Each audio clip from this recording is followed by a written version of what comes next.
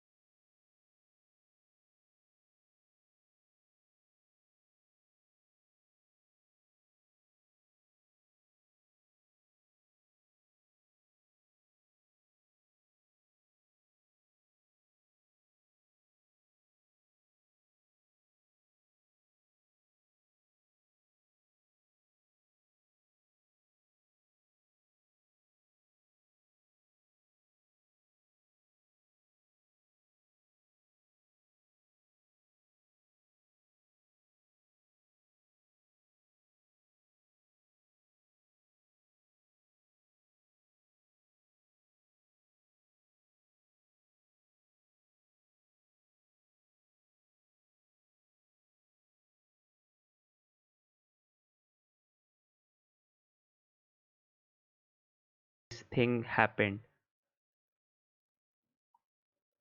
What the hell? I'm really very sorry. Okay. Sorry guys, sorry guys. Something glitch is happening in my computer. I don't know why my mic is getting muted every time. Now it should be good. Uh, it should be good. So I was talking about the mission extension vehicle. No, I don't work with the script, guys. This is the thing which is happening with my PC right now. I don't know what is happening, why my mic is getting muted. So it is now cool and it will remain cool now. Don't worry. So finally you will be able to hear me. So basically I was telling you about uh, wait a sec. Let me see if the launch is there.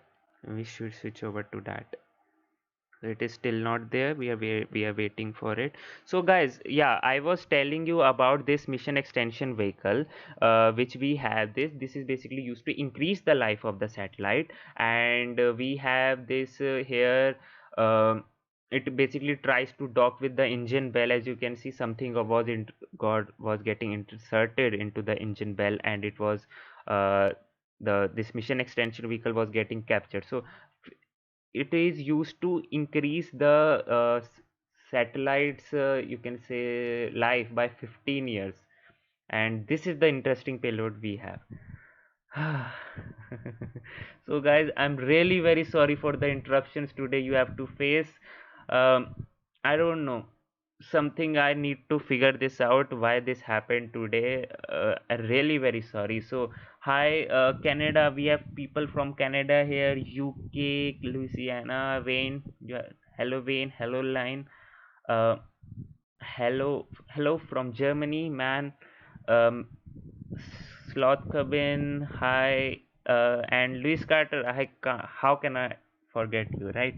So, hi from England. So, hello from Colorado Blues Traveler. Hi, and yeah, and I'm really from greetings from South Carolina. Hi, James. Um, thank you so much for guys for just sticking around and I don't know what you heard, and then I'm really feeling very embarrassed right now. I just should not happen, but yeah. Yes, Blues Traveler, this thing is hard at 2:30 a.m., but I am here dedicated for this thing. But this don't worry guys, this technical glitch will won't be happening from the next stream. Everything I'll figure out, nothing will go out of wind. So let's just switch over to the stream if we have it here. Right now we are not having anything. I don't know why, but yeah. So here we have, oops.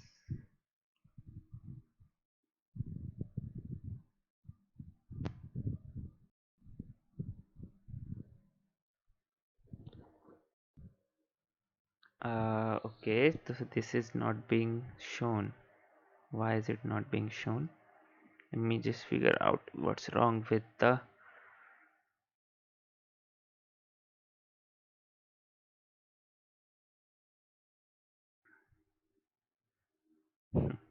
I know things happen, but this was not supposed to happen.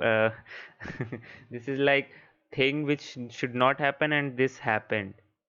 I figured it out, and I thought everything is working. Basically, what happened was, guys, I connected my microphone to the computer, but in my broadcasting software, uh, I didn't change the microphone settings there. Basically, new microphone didn't get recognized by that, and everything got messed up. So this won't happen. So from now onwards, so don't worry about it. And let me just fix the timer. Yeah, here we go.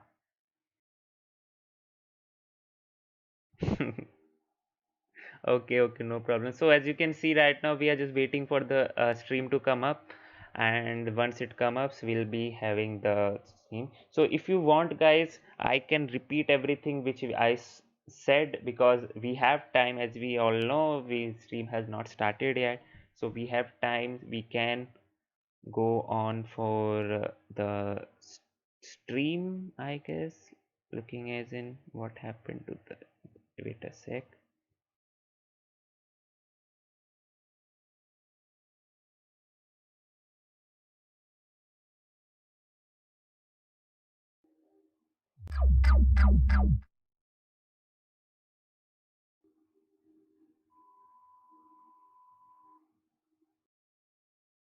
Okay, so this will I don't want this right now. We will come back to it again. So we can see about the at least the launch vehicle again if you want. This is an interesting part, right? Here we have the launch vehicle. Is it my mic right now also muted? No, na? Okay, thank God. This won't happen now. Don't worry. Okay, so let's just have a look at the launch vehicle. So this is the launch vehicle which we saw. I was telling about the Vulcan engine. Vulcan engine is the thing which you should know is that this has gimbal. Gimbal is basically which will help this vehicle for pitch and yaw maneuvers. The roll maneuvers is controlled by the hydrogen gas thrusters. And from my speculation, these are the tanks from the for the hydrogen gas. If I am not wrong, this is a totally from my speculation. I'm not confirmed about it, but yeah, from seeing it, we can say that. So, and this is a regeneratively cooled engine bell we have. And what is regenerative cooling? Regenerative cooling is nothing but uh, basically the bell has that all hot gases coming from it, right?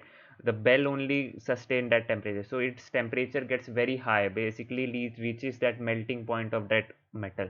So to make it cool, to keep it cool, basically what we do is supply some cold liquid oxygen from the tank to the engine bell, which is basically tries to cool that engine bell down and don't let reach its melting point.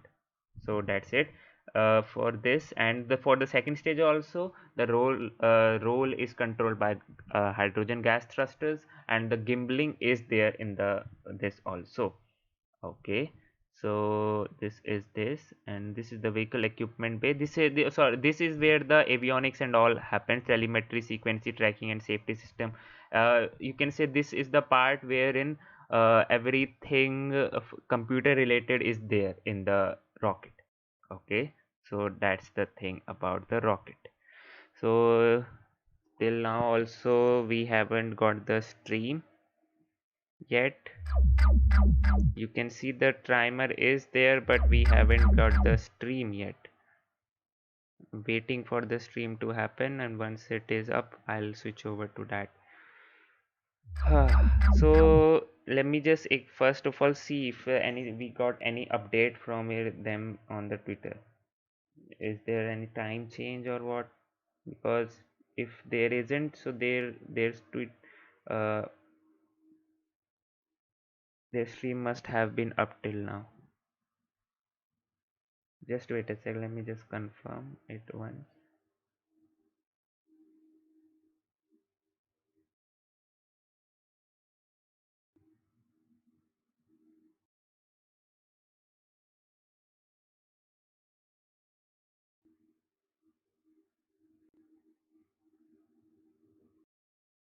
No, it is to the time only, but the stream is delayed.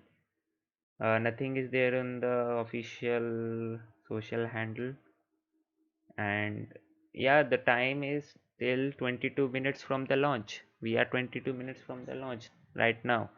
And if you have any question, guys, I can just have a look at it. And this, which the screen which you are seeing right now, you can't handle it for more than 5 to 10 seconds if I switch on the volume right now.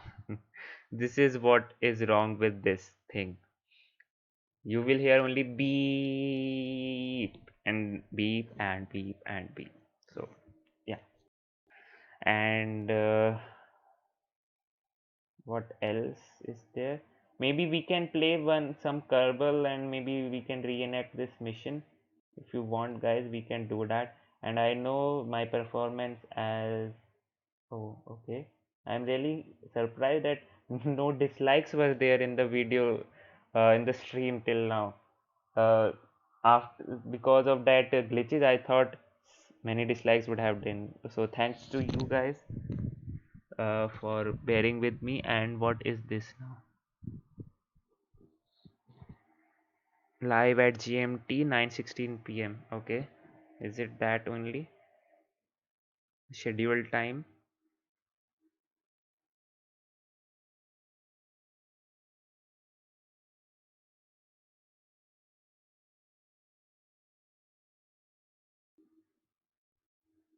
2:46 p.m. Wait a sec.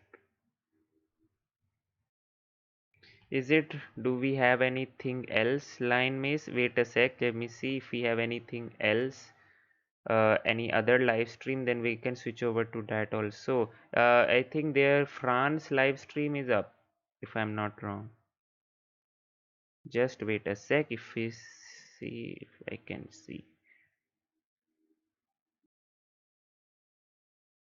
No.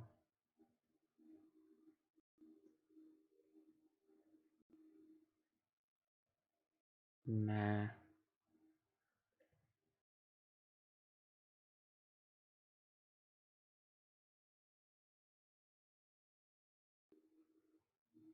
And yeah, till now we aren't getting any live streams and anything else. If you are line, can if you are seeing something, you can just tell us so that we can also switch over to that.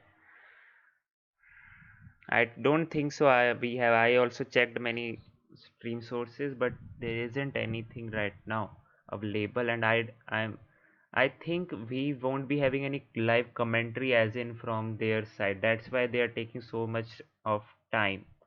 They have one host to describe about the mission and all, but today I'm speculating that is not the case, because this does not happen if there is no delay in the flight. Then this does not happen. I don't know why is it happening right now. Acha, okay, live in 3 minutes. Okay, 2 minutes. Okay, live will be in 2 minutes. 9:16 GMT is 2 minutes. Okay, no problem. 19 minutes, yeah. In 2 minutes the stream will be live, so we'll can wait for that time. No worries till that. And yeah, the previous launch, if you I was telling about that also. The previous launch was scrubbed, which happened around July 31st. It was scrubbed due to problem with the sensor in the main cryogenic hydrogen tank. Okay, the main stage we have, the where the Vulcan 2 engine is. In that hydrogen tank there is one sensor which you can say uh, didn't work properly, and around t minus 10 seconds from the launch was aborted. Okay, so they were looking about it, and that, yeah, that was the problem. The CEO of Arianespace also tweeted about it, and we got to know about that. So they corrected it. That sensor problem is corrected now, and now hopefully we'll be having the stream. And waiting for everything to happen, guys. And 17 minutes from the launch. And thank you so much for being with me. And okay, so the positive side is that for my mic was muted, right? So you weren't listening to my this blabbering gibberish and all, right? You were just looking at all the screen and getting the good info about it, and must be reading all those things which were there on the screen, because uh, that also helps sometimes. So that is the positive side, and we should see the positive side always. We should see the negative side sometimes, and we should only see the negative sides to learn from it. Otherwise we should always see the positive side and be optimistic, right? That's what I believe in. And hi Marcus, hi Luis. Of course we have those two beloved subscribers here, and Blues Traveler is also we have here. And now the stream should be up, and hopefully it will be up in few seconds from now. Here we go. 120 seconds and oh, okay, now it's good. So guys, if you have any other question in your mind or anything like that, you can just ask me right now. I'll answer that, and hopefully I'll be there. Of course I'll be there with you, and hopefully we'll be able to answer your queries, and yeah, explaining each and everything which will happen right now.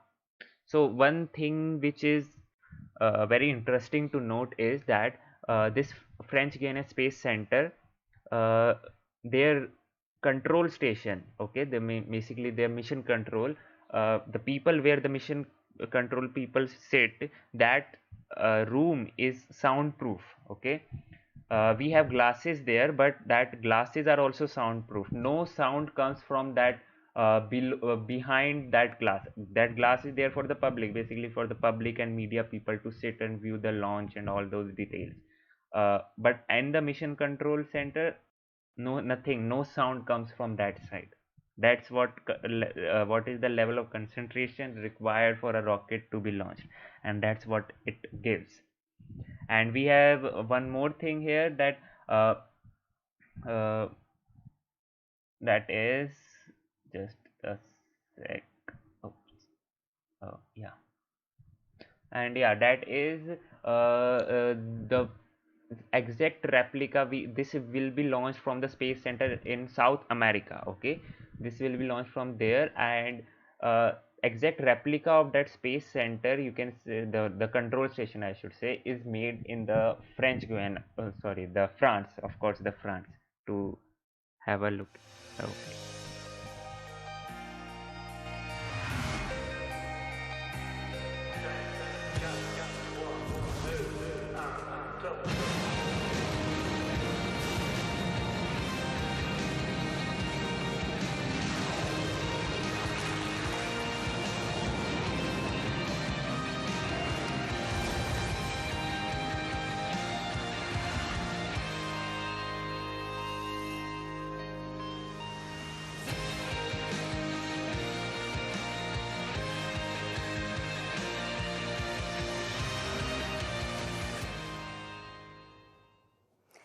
Hello there, and a very big welcome to you joining us live for the launch of 3 satellites from the Guiana Space Center. In South America, we're here in Paris. There on the pad, we have 2 telecommunication satellites and 1 mission extension vehicle, which is very exciting new technology.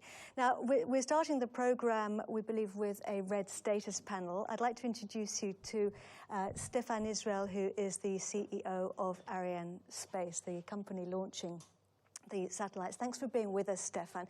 As I said, we're starting with a red status panel, and it would seem that Mother Nature is not being very kind to us at the moment. Yes, so you know that to be ready for a launch, you need basically 3 things. You need the launcher to be ready, and up to now, the launcher is perfectly ready.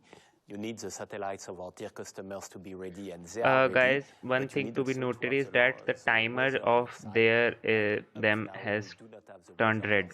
I don't know why. We have to wait a little bit during the launch window to see whether it turns out to be green, but now it's red.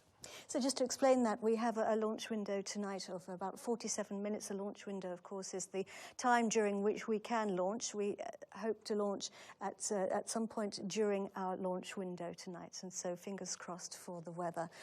Stefan, tell us about our satellites. We've got 3 on board. Yes, so we have 3 satellites on board, which is very unusual, because usually we have 2 satellites on board, and tonight we have 3 satellites on board.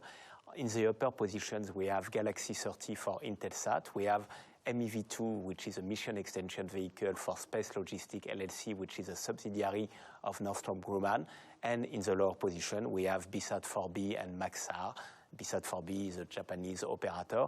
And you know that we have very, very long-lasting relationship with Intelsat. First Intelsat satellite was launched in 1983, and BSAT in 1997. So an old story between us. And that's one of the wonderful things about space, isn't it? Is the great relationships that develop over many, many years. Now, what's been happening in recent days? Yes, so you know that a few days ago we have had to change a sensor which is inside the liquid hydrogen tank of the main stage. We have made this operation on August the 7th. It has been done perfectly well, and so we have made the transfer of the launcher on the launch pad 2 days ago.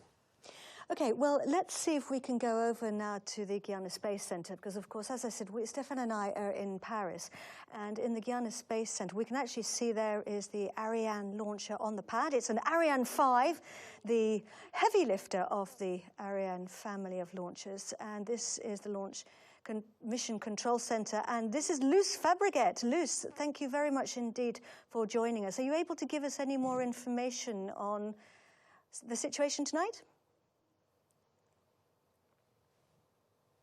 Yes, please, Katie. Here we are in the flight directorate, the flight desk, where we are 4 of us for tonight. Roland Lagier, our highest technical authority at Arianespace, CTO. Bruno Gérard, who is heading the Arianespace teams here in French Guiana, fully connected with local authorities, and on communication aspects with us, Martin Studer, and we will have this flight desk tonight. We will have the final say and the decision to go or to postpone. As was explained by Stéphane, you can see that. Sorry, I interrupted you, Luce, and I didn't mean to. I was going to say, obviously, very responsible job. I think you were going to go on to tell us the latest.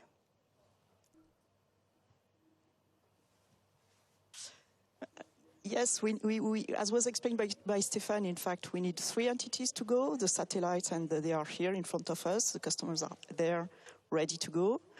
The launch vehicle with its ground segment is also clear and green tonight. And as you've seen, we've got, on the big screen in front of us, we've got a red on the Meteo side. As you know, 5 hours ago, before the launch, 5 hours before the H0 that was targeted, we took the decision to fill the launch vehicle. At that time, we took this decision based on the weather forecast for the H0 for 6:33 p.m. That is local time for the opening of the launch window, based on the models we have on the weather forecast for this H0. After that, we had a balloon, a new balloon. We had the balloon also in the morning, but we had a new balloon around 3 hours before this targeted H0, and this balloon gave us an information that winds in terms of direction and in terms of levels were not favorable for launch at the beginning of the launch window at 6:33 local time.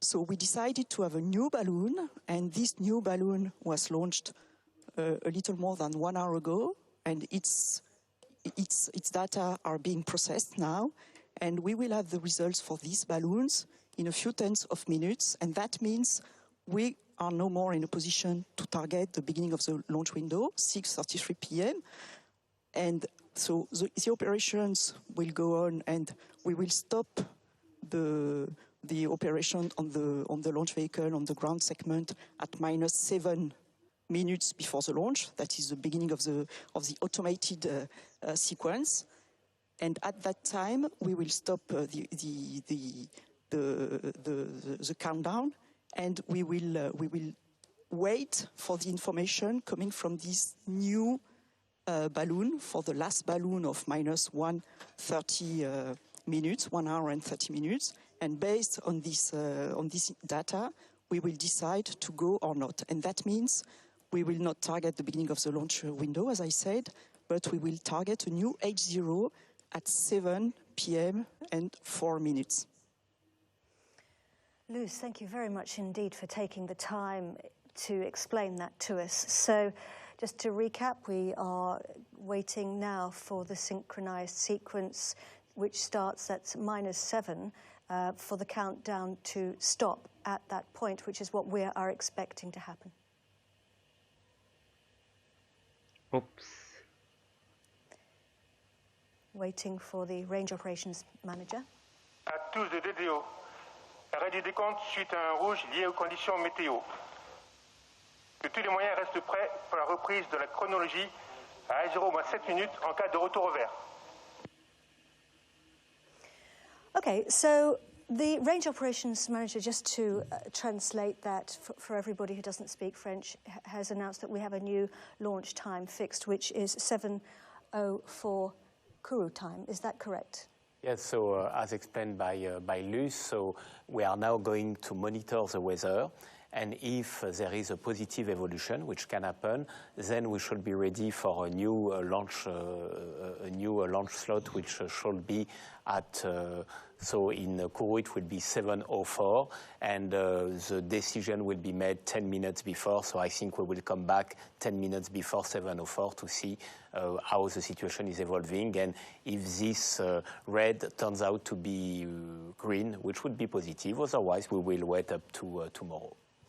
Okay, thanks very much indeed for that, Stéphane. So just to recap on those times that Stéphane was saying, so that's a new launch time of 7:04 in Kourou, in French Guiana, and that is a launch time of 10, I believe, 04 UTC, Universal Time. So we're going to come back to you 9 minutes or 10 minutes before that at around about 5 to 10 in the evening, Universal Time. That's about 5 to 12 in Paris. And we will see you back here then. Please come and join us. Thank you. Okay, so we have something going on here, guys. As you heard from there, that first of all, yeah, let me just have that put up here. Just wait a sec.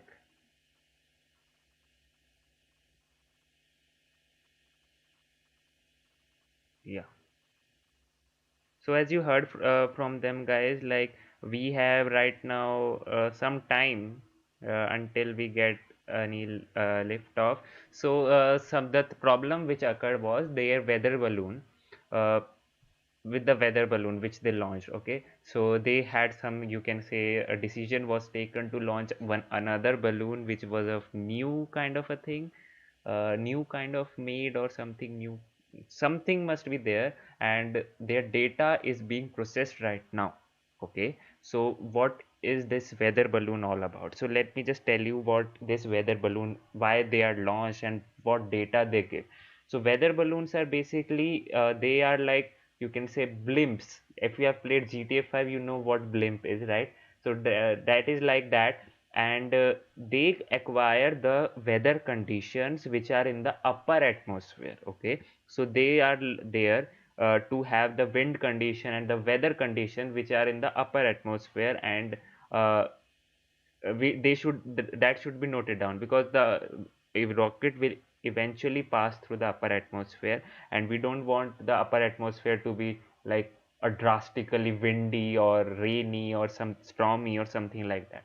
So this thing takes into account that. So that data is being processed right now, and as you heard from the officials, that the new launch window is set at T minus I updated the time, so T minus 34 minutes is the time right now. And yeah, the rocket looks awesome, obviously. uh, this is the Ariane 5 rocket, and this rocket is very cool.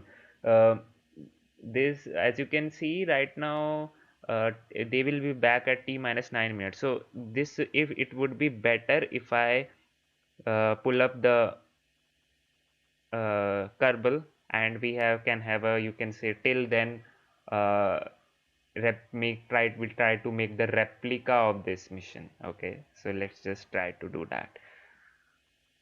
And let me just pull over the Kerbal here. Where is the Kerbal?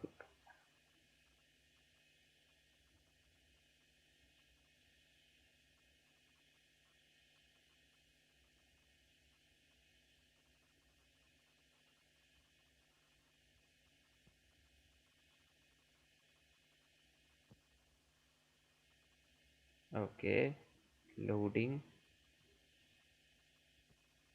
Yes, you load in the background.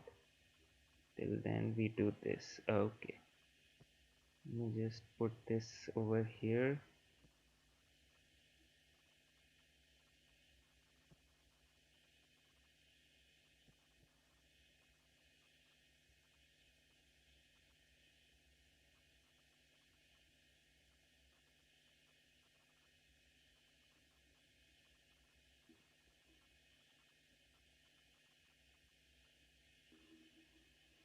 Oops.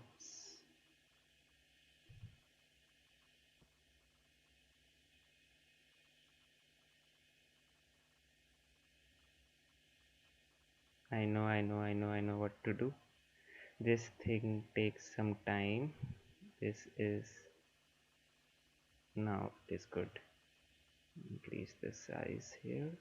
Ah, okay. So let's okay this thing also. Yes, here we go. Okay, so guys, I have pulled up my Kerbal in the background that is being loaded, and we can make a replica of this mission till then, right? So if you have any question, guys, you can ask, and if you are new to this channel, you can have a look and subscribe to this channel, because in this channel what we do is we cover each and every launch that happens in the space industry, whether it be private, public, government, nothing matters.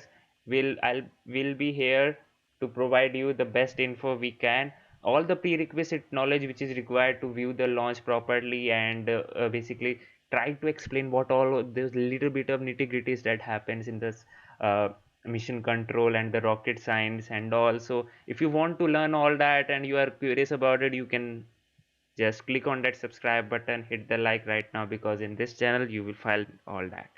Other than that, you will also find other space related videos uh, which are there being there. So we have one in thing here. Okay, so the language is French and we don't know French. Okay, so we have a red and meteo. So what is a meteo? What is a meteo? I don't know. Just see if we have any French people here who knows French, can help us understanding this.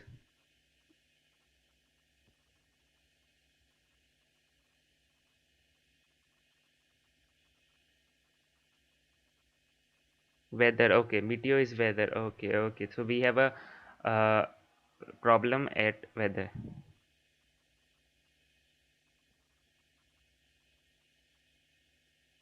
Working, yeah, I know that happens. Okay, looking for the game to capture. What the hell? Why is not capturing? Just wait a sec. Let me see if I.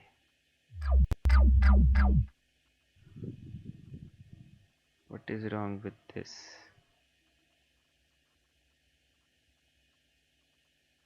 Problem with the Kerbal. This always leads to some problems,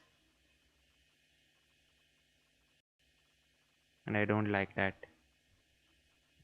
And you can say I fear opening Kerbal space program right nowadays, because any time when I open that, something bad happens in the stream. From few streams it is happening, because I don't know what is wrong with this. Yeah, meteo means weather, and we have a that in weather only. So yeah, let me just load the Kerbal again.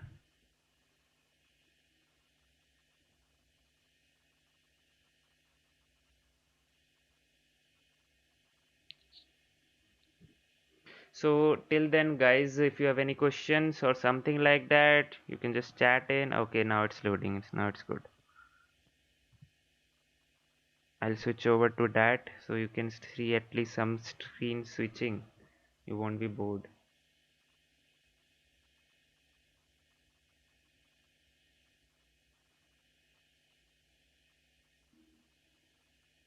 Again. What the hell? Yes, please. Finally done.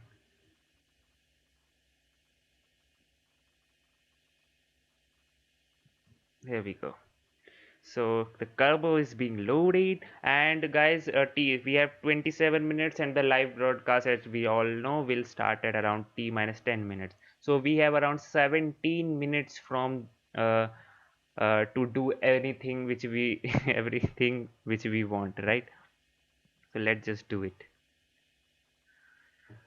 Hi, um, how do I pronounce your name? Mada. I must have pronounced it wrongly, but yeah, shout out to you. um, the language you are typing the Spanish, if I'm not wrong. I don't know Spanish. And hi Vincent. Hi Mark Butch. What? How do you pronounce it? This basically the pronunciation with the names is very confusing. In whichever country you go, the pronunciation of that particular name changes. I have seen this thing, especially with the last name. It is pronounced something else in America and something else in Spain. I have seen that, but I don't know. Maybe it could happen like if for that, because I have seen some few cases. Maybe for those few cases only that is the case. But yeah, because the main thing is why this pronunciation changes is because of the accent. Every other country, every other culture has their own accent, right? So because of that accent you can't pronounce it properly, and the things happen. So right now what we'll do, guys, okay, Mark, I will say Mark only. Mark is good. Bachanan. Bachanan. Okay. Okay, so Bach. Okay, I'll say Mark. That's all. I'll say Mark. Whatever if I Mark is the thing which is the.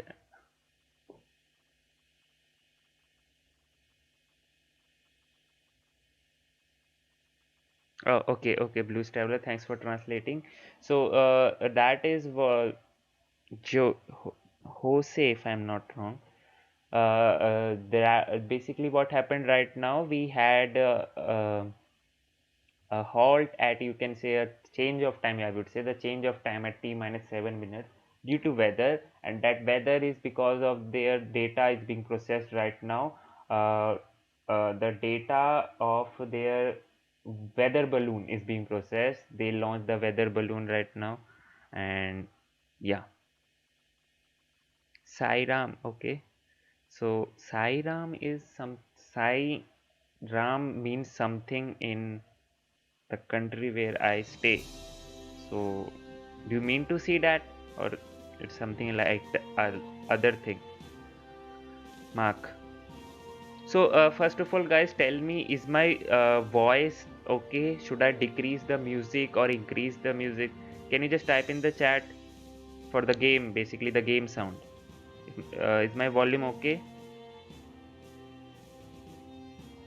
My sound and the game sound fine. We have the timer auto ready. T minus 24 minutes.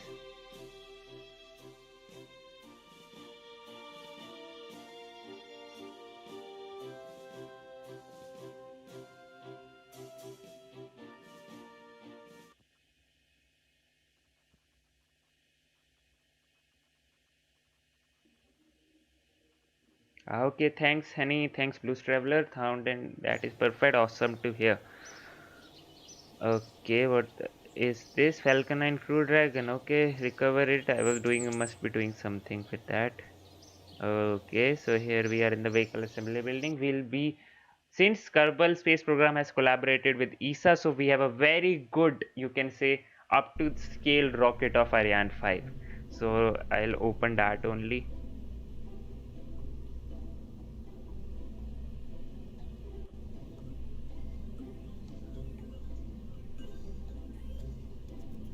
And they have the Rosetta mission or something like that. So I should remain replace the satellite. Yeah, here we go. So this is how, guys, this is what we have in the there also, right? And here also we have this, but I think I should replace the satellite, or it should be like that. This is a Rosetta mission, okay guys. This thing which you are seeing right now, this craft is was made for the Rosetta mission, which the ESA collaborated with KSP, and this thing was there.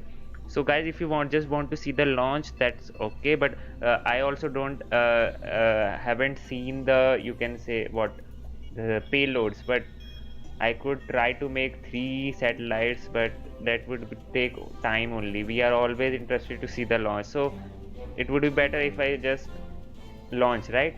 Okay, so let's just launch only.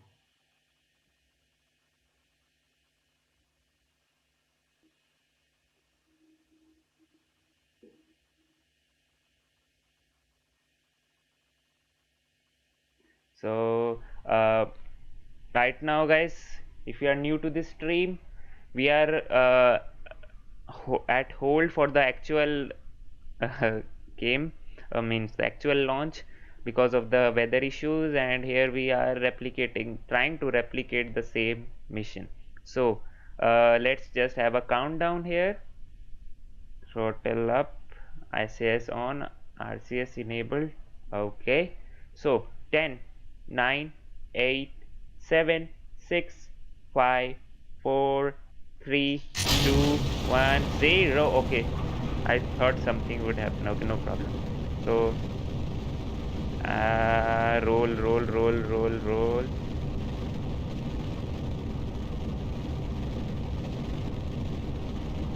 Okay,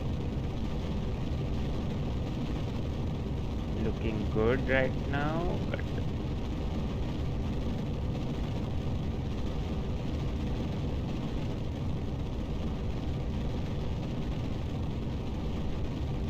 yeah, looking cool right now. So guys, right now I'm doing the pitch maneuver which needs to be done. Here we are, what we are trying to do, we need to go straight up. Many people think that like going to space is just going straight up. It's not like that. We need to go straight up, but we need to go in a horizontal direction also, and that too very, very fast. Come on, come on, come on, come on. Now we are approaching the first stage separation.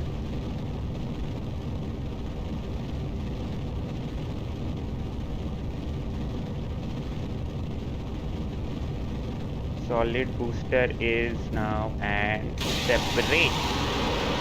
Solid rocket boosters are separated, guys, as you can see only. And right now Vulcan 2 is doing a great oops.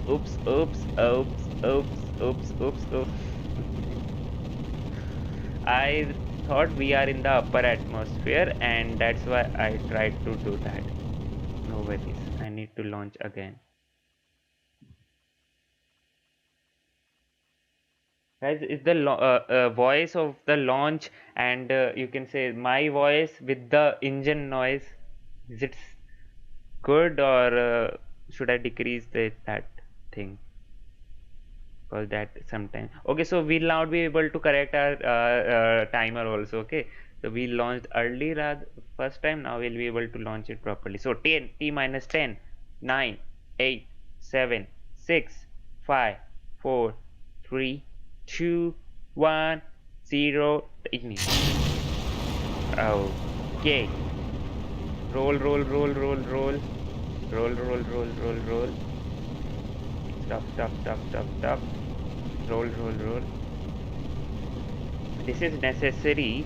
Why am I doing this roll maneuver here, guys? This is necessary as if in this configuration I do the flight, this basically the rocket trajectory, then I'll get a natural lift because of the you can say the lifting surface of all the solid rocket boosters. I'll get a natural lift from this. It will work like an, you can say, an aircraft wings, not exactly wings, but yeah, some support will be given. That's why I did a roll maneuver here to provide me with that assistance. And we are going right now. So as you can see, we in this Vulcan engine we have 2 pre-burners, if I'm not wrong. That's what we have here.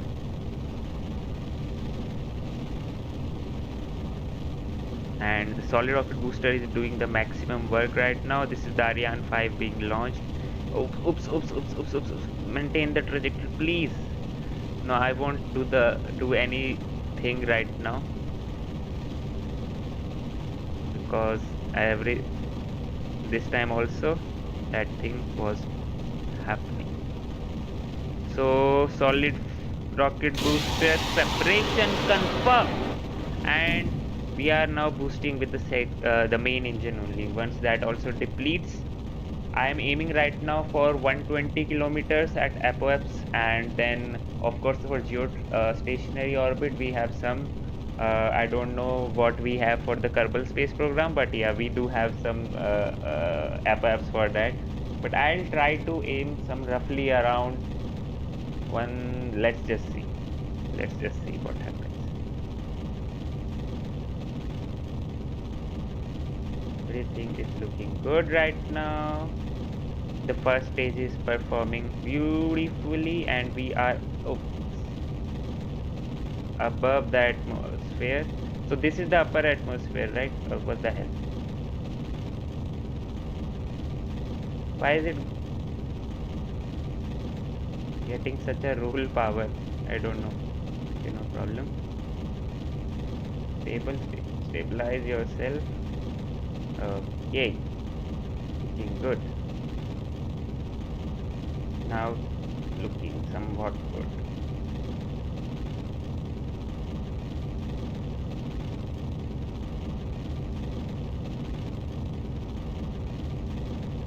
Mark, it's not at all hard to learn. It's basically interesting to do everything. Okay, I also try to make the tutorials, but I would suggest to go and learn from the Scott Manley's Kerbal Space Program tutorial. That Scott Manley is like my, you can say, guru for the Kerbal Space Program and also the rocket science. He is a very inspiring man, which I always follow, and I would also recommend to see that. And in this game is not hard.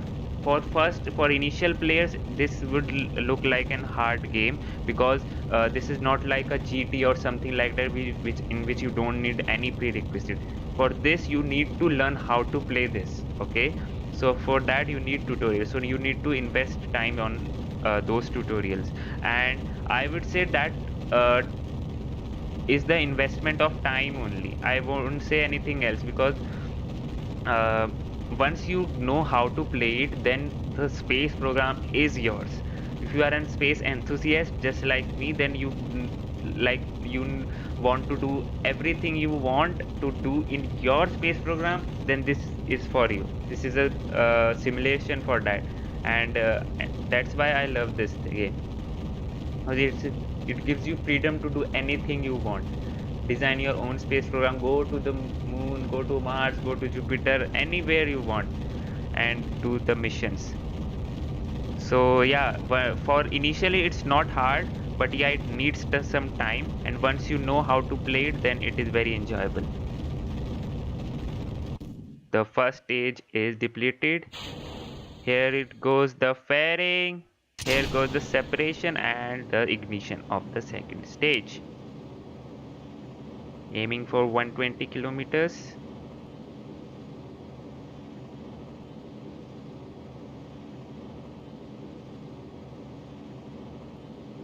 Apoapse. Here we go. Now we'll restart the engine kind of here, and now here only we'll try to go to a geotransfer orbit. So now I'll make you see also how a geotransfer orbit looks like.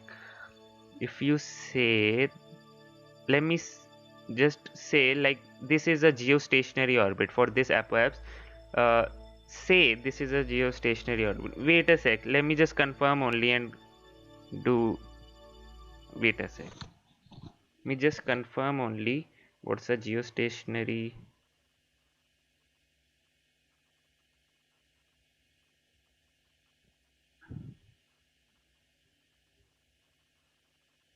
For Kerbin, I'll tell you then. Okay, here we go. 10. So Kerbin we have 2,863 kilometers. Okay, so that would be a geostationary 2,800. Oh, this is more. I need to decrease it.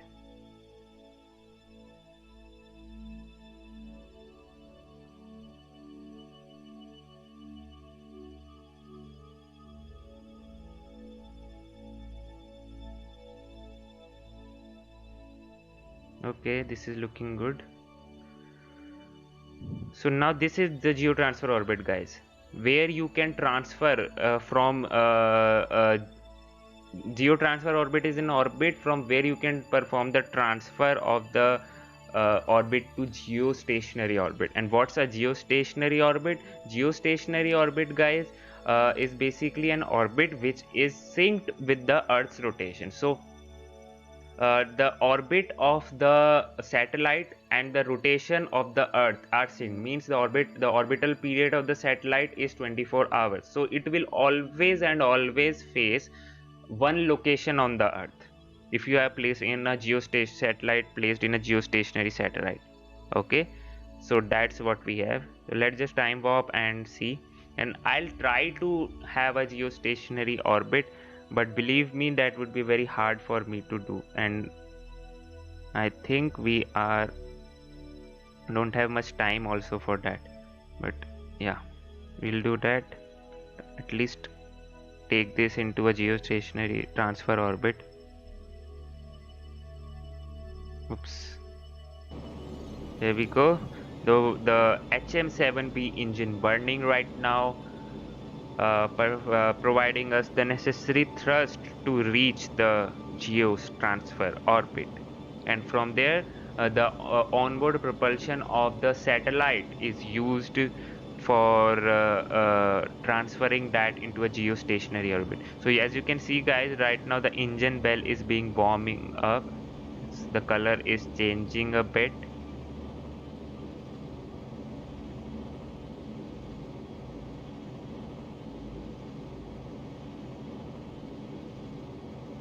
And yeah,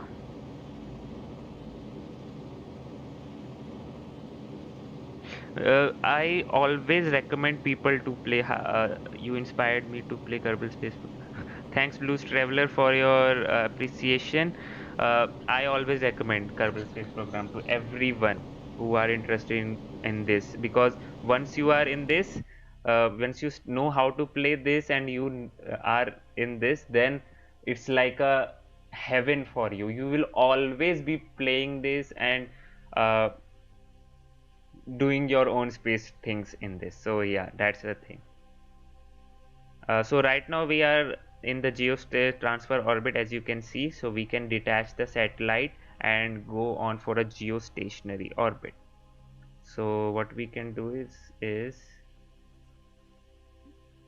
detach the satellite. Here we go, satellite detached, and open the solar panels. Okay, we go the solar panel. Hello again, and welcome back to our live program. We have 3 satellites on the pad at the Guiana Space Center waiting to lift off. They are Galaxy 30, MEV-2 and BSAT-4b. Now, we had to put the countdown on hold because we've had a weather issue. As we were saying earlier, Mother Nature hasn't necessarily been too kind to us, but Stefan Israel is joining me. And Stefan, I have to tell you that when we look at the pictures of the launcher on the pad, which maybe our director can show us some pictures of the pad, it doesn't actually look like the weather's particularly bad out there.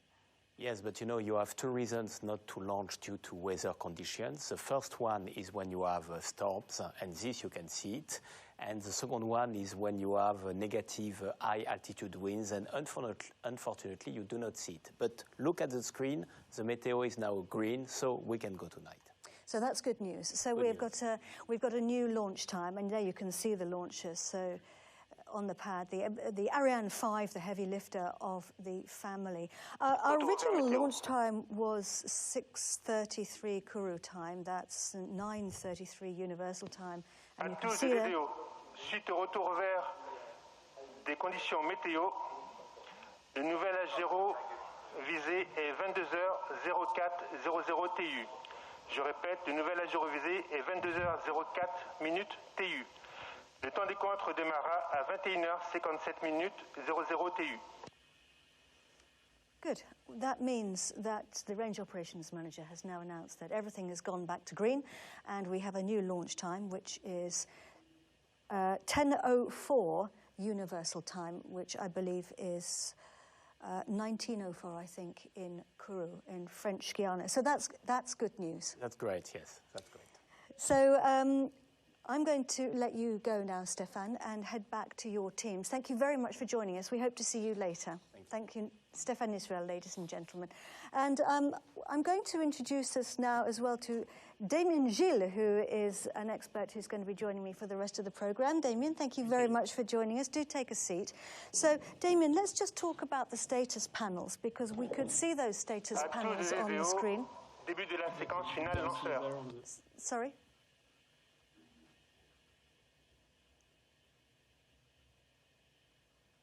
So, I didn't quite hear him there, but I believe that we've now started the synchronized sequence. So that's good news. The synchronized sequence being the last 7 minutes of the countdown. This is the automated sequence when everything's happening automatically. And you can see the status panels there, Damien, on the left-hand side of the screen. You have there the status panel, where all the subsystems coming from the launch base, the launch range, the launcher, and the customer give their status towards the mission control center. And it's like a traffic light. If everything is green, it's a go. If it's red, you should stop. Obviously, and the red status panel means that one of the systems across the base is requesting that the countdown goes on hold. And of course, now our countdown is back on track. So we have a number of different teams in the control center. We have the program managers, who are some of the teams who work closely, aren't they, with the client? What do they do? Exactly. They are the sole contact between Arianespace and our customers. As you know, the customer is very important for Arianespace. That's why we dedicate people that are the single interface, and they work very closely with the customer. Nearly 3 years for these missions for both customers. And you can see there on the screen Marie-Laure Chauffour with the interface for Galaxy 30 and MEV-2. Indeed, working hard there and working closely on her phone, talking to customers, no doubt. Now, we are using, as we said earlier, the heavy lifter of the Ariane family. It's Ariane 5. She's a big, powerful beast, and she's going to lift, hopefully, our satellites into space. What happens after launch? The booster ignition triggers the liftoff of the launcher. Shortly after, the launcher performs a pitch maneuver in order to get into the required direction. The boosters are separated roughly 2 minutes after liftoff, and then we separate the fairing when it is not needed anymore to protect the spacecraft from the atmosphere. The main stage engine switches off when the launcher detects that the intermediate orbit is to be reached. This event is called injection. The main stage then falls down into the Atlantic Ocean, and the upper stage engine switches on and will carry our satellite up to their injection orbit. During this path, the satellite flies through the atmosphere, which is thin but very fast. It generates aerothermal flux. The upper stage switches off when the final orbit is reached. It marks the beginning of the ballistic phase, where we will separate our customer. First, Galaxy 30, then MEV-2, Before releasing BSAT, we release the SILDA, the dual launch black structure that you can see. And finally, the release of BSAT-4b. The launcher completes its mission with the start of the passivation, and from now on, the teams from the Spacecraft Mission Control Center take over and perform all the maneuvers up to the final destination of the spacecraft. And of course, Galaxy 30 and BSAT-4b will be travelling to their final orbit in space, which is in geostationary orbit. But MEV-2 has got a slightly different job, hasn't it? Yes, MEV-2 is really a different vehicle because instead of going to a predefined location in the geostationary orbit, it will dock to another satellite and will perform all the maneuvers that are required to maintain this satellite in position. And so it extends the lifetime of this customer. It's really incredible and very, very exciting technology. This is the second time we've done it. Exactly, yes. Yeah, so it's really, really wonderful. So the computers on the ground will have now given the launch time to the computers on board. So prior to that, the launcher didn't know what time it was actually lifting off. And if you look at the top of the vehicle, you can see, we call them the cryogenic arms, those structures clamping onto the top of the vehicle, and it's pumping cryogenic propellant in. That's liquid hydrogen and liquid oxygen stored at very, very cold temperatures. Yes, because we need to get them liquid, and so the temperature for the liquid hydrogen is minus 253 degrees, and for liquid oxygen, minus 183 degrees. And they are so cold that they evaporate, and we have to top in up continuously up to the final moment. And we disconnect the cryotechnic arms 6 seconds before H0. So you'll see that happening just before launch. Another thing to watch out for is the fact that we switched the engines on the main stage, the Vulcan engine, attention pour moins 1 minute. 7 seconds before the boosters. 1 minute remaining, guys. We are now ready for launch. Stop, à 0 moins 1 minute. Just 1 minute remaining. We are 1 minute to launch. We're live at the Guiana Space Center for the launch really of Galaxy excited. 30 and MEV-2 for Intelsat, and BSAT-4b for BSAT, Maxar, and everybody in Japan. Our very best wishes to all the teams now as we sit back and watch the launch. Good luck, everybody. And guys, I'm really very excited right now because the things are getting heated up and we are now finally launching this beauty to space. T minus 25 seconds. 24, 23, 22, 21, 20, 19, 18, 17, 16, 15, 14, 13, 12, 11, 10, 9, 8, 7, 6, 5, 4, 3, 2, 1, top. ignition, and liftoff of the Ariane 5 rocket to the space, carrying 3 satellites to geotransfer orbit. Here we go, guys. Finally see the beauty lifting up. Wow. Wow. See all those surroundings being lighted up together, and now it is behind the clouds. Wow. This is so cool. And we are off. Galaxy 30, Mission Extension Vehicle 2 and BSAT-4b have started their journey. He's telling us Trajectory that nominal. The trajectory is normal. And we've broken the sound barrier, Damien. Oh, wow. Exactly, we are now traveling faster than the speed of sound, which is equal roughly to 1,200 km per hour, and the speed will continue to increase in the coming seconds. This is beauty. Look at that. Ariane 5 is blazing a trail across the night skies at the Guiana Space Center, heading out over the Atlantic. And right now, the guys, the next... Right now, we are using the boosters to get us away from the gravity of our Earth, aren't we? They're doing all the work. Yes, they are doing most of the job because they provide roughly 90% of the thrust today.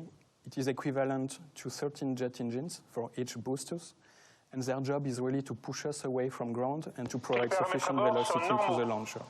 And we need a lot of energy to do that. Each booster burns 2 tons of propellant per second. Wow. That's an awful lot. And if you look at the right-hand side of the screen, what you could see there was our distance from the pad. You could see our speed or Thanks velocity. for subscribing. And our Grey altitude. And you'll see it again in a minute. We can see the trajectory, which is the planned trajectory. There it is on the right-hand side of the screen. Planned trajectory, and the white cross is the actual position of our launch. And now the booster separation is coming too close, right? He's telling us that everything's going normally, and at the top of the screen There we you can see go. our flight path. Booster We separation are now confirmed. Séparation des étages d'accélération à poudre. losing the boosters. They have done their job. They've burnt their propellant. We don't need them anymore. The lighter we are, the faster we go. Exactly. And if you look at the front, the top of the vehicle, that section containing the satellites, we call it the fairing. What's its job? Its job is to protect the satellites from the outer world. First at liftoff, because the liftoff generates a lot of noise, so it protects the satellite from this noise. And during the atmospheric flight, it protects the satellite from the friction with the atmosphere. Next event is the main engine cutoff and separation, which is coming up now. If you look at our altitude, you can see we're 100 kilometers above our planet. That means we've crossed the border with space. Yeah. Often known as Kármán the line. Kármán line. Yeah. They made it to the Getting space. closer now to being able to eject our fairing. There we go. That's what it looks like because we Wow. don't need it anymore, Damien. So we're in space. Exactly. The effect of the atmosphere is now very low.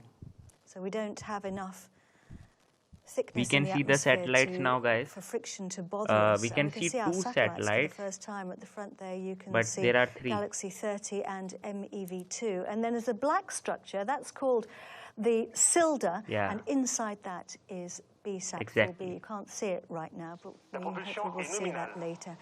You're getting information in your ear, aren't you? The range operations manager's hearing it, and you're hearing it too. Yes, I have a direct link with people located near the launch pad. They are located in Galio, a few kilometers away, and they receive directly the telemetry from the launcher and gave all the confirmation and all the status, and the range manager receives exactly the same information. And at the Space Center, the range operations manager is responsible for calling that out to everybody. Our flight path takes us out across the Atlantic. We're traveling along the equator. We have a number of tracking stations along that flight path, and they pick up the signal. You can see our flight path there. They pick up the signal from the launcher as it flies over. Is that right? Exactly, and we have a network of stations which are located all over the flight path. The first one is located in Galio, which is a few kilometers away from the launch pad. It will cover all the beginning of the flight up to the main stage flight. We have then Natal, located in Brazil, which will cover part of the main stage flight. And then we have the next station, which is called Ascension, which is located in the South Atlantic. And we have a gap, what we call a telemetry gap between Natal and Ascension. It means that we have a loss in the visibility, but this is completely nominal because we foresee it, and we do not lose the data because we record them in the onboard memory, and we download them when we are back in visibility. The next station is Libreville, and we have exactly the same phenomenon between Libreville and Ascension, where we have a telemetry gap, which is exactly nominal. And at the end, we will be in direct visibility of Malindi, which is located in Kenya. And Malindi will allow us to follow the end of the flight, and in particular, the ballistic phase, where we will have the separation of all our passengers. Thanks very much indeed for talking us through that, Damien. So that's the last station you can see there on the film, Malindi in Kenya, and the guys and girls there will be tracking the separations. And I want to see the Joining satellite us now view. in the studio is Raphael Chevrier. Raphael is business. We want to see those telemetry Thanks data, very much indeed not for these being things. with Please us, switch Raphael. over to that. That means part of your job is very much looking to the future. Right now, the first thinking stage is about only future burning. technologies and innovation. Yeah, absolutely. And Actually, if you think about it, like only 6 decades ago, we've been launching the first spacecraft in space. And in the meantime, we've been sending humans on the moon, spacecraft on Mars, on asteroids, Just and look beyond. at the And so a lot screen has behind happened this in man. 6 decades. And today, we are launching satellites for telecommunication, internet, navigation, Earth observation. So you can see that space is really part of our daily lives. And that's very evolving a lot. Absolutely, and the people who are making that happen are there right now. We're looking at various important people there in the Guiana Space Center. Who are they and what are they doing? Here we can see the people from ESA, the European Space Agency, and these people are currently monitoring the overall status of the launcher to check that it was inside the qualified domain. So here we see the head of the ESA office in Kourou. The first stage is right now burning, guys. That's what it is right now. We haven't jettisoned that. Getting the scheduled moment here for the acquisition of the signal, picking up the signal at the tracking station in As you Natal, can see, in guys, Brazil, right. one of those tracking stations that you mentioned to us back there. And here we have go. the confirmation there from the range operations manager that we've picked up that signal. Raphael, and he's telling us, just a translation for everybody, that everything on board is And going the next event coming up is the first stage separation, which is soon now. For us to have the tracking stations.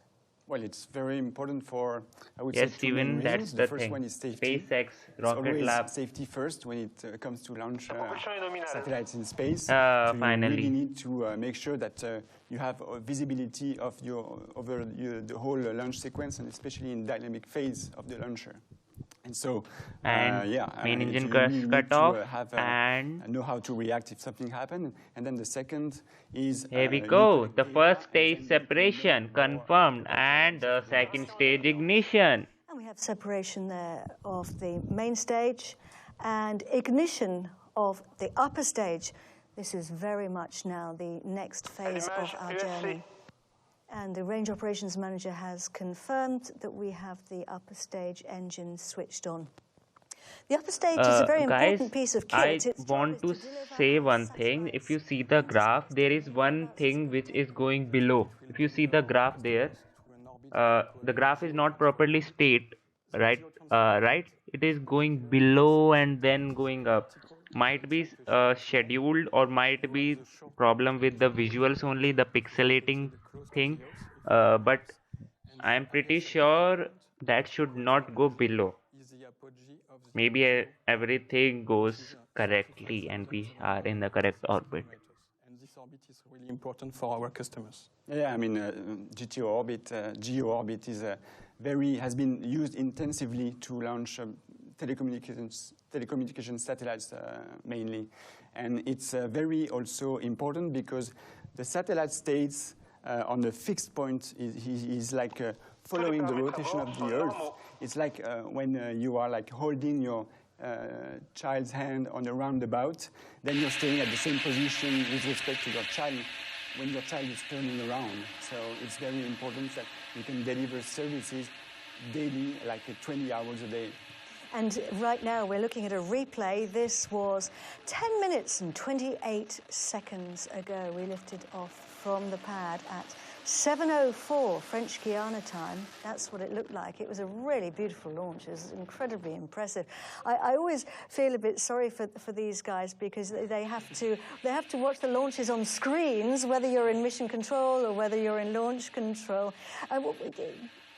Have you seen launches in real life? I had this opportunity once, so it was really impressive. This is a moment that I will always remember because you are impressed first by the power, because you really feel the power of the launch, and then you see the light, which is really impressive, and the noise generated by the launcher. So even if you know how it will work, nevertheless, you are impressed when you leave it alive, and this is really something that you will remember for years. And I guess it was the same also for you, Raphael. Yeah, it was pretty much the same. Like I remember the bright light and the sound coming from the ground. Exactly. That was very impressive. And I also The rumble remember is that I was really hesitating great. between like taking pictures with my phone or leaving the moment. And I quickly put my phone back to my pocket and lived the moment, because like the images are like just breathless, really. Yeah, it is. It's a really exciting thing, and you actually feel the vibrations as well, which is quite impressive, isn't it? And of course, Ariane 5 is the biggest of the family of launches here. She's incredibly big. And Raphael, today she's more efficient than ever. Just very, very briefly, tell us why. Yeah, it gained over the years, 2016, 300 kilograms of performance. So Okay, DNA Luis, is part of innovation is part of our DNA, and we continuously improve the performance for the customer's benefit. Absolutely. Let's go and watch a film now and see what those improvements involved. Okay, so we have one video for that. Okay, so yeah, this is a improved rocket. They have made some design changes in this, which has increased its payload capacity.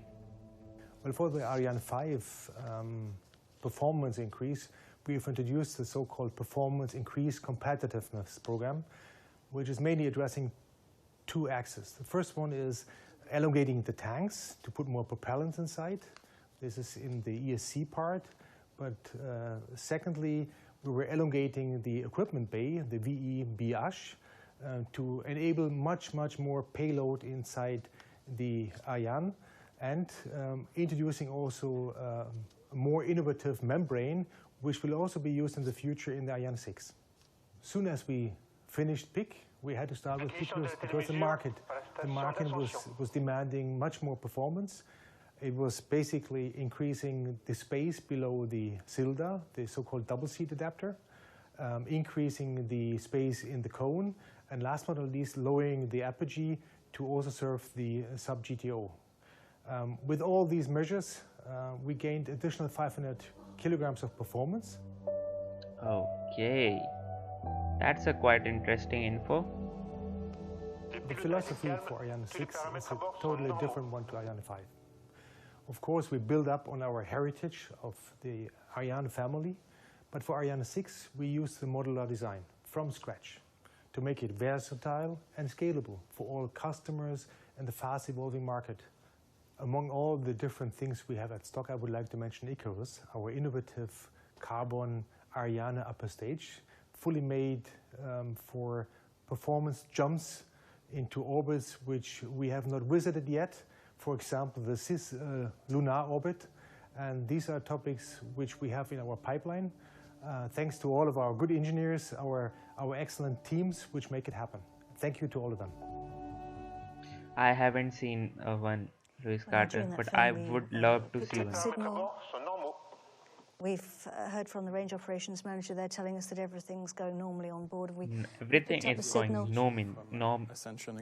nominally. The tracking station in Ascension Island, which is in the middle of the Atlantic Right now, the Ocean. second stage is pushing it to a geo-transfer orbit. How does Ariane know about where she's going? But we're going to watch a film about the vehicle equipment bay. Okay. Let's grab some more info for that. Embedded software. What is the biggest challenge for developers? What exactly is embedded software? It's the brain of the launcher. It is set for each flight and allows the rocket to navigate independently once the engines have been started. All the phases of the mission are programmed within it. It controls the smooth progress of the flight and is ready for any events that may occur. It reacts accordingly and adjusts the launcher's actions in real time. It is placed in the equipment bay, right at the top of the launcher. It usually takes between 5 and 10 years and a team of 100 people to develop it. Just to recap, the embedded software is able to send a 750-ton rocket into space to analyze and respond to all eventualities, and all this with complete autonomy. Not bad, is it? But that's not all. Once in space, the launcher and its software are no longer protected by the Earth's magnetic field. Without adequate protection, solar radiation would damage them. So the engineers have designed dedicated electronic circuits to withstand this extremely hostile environment. And that's how you fly a rocket into space, through solar radiation. at 8,000 kilometers per hour. Right.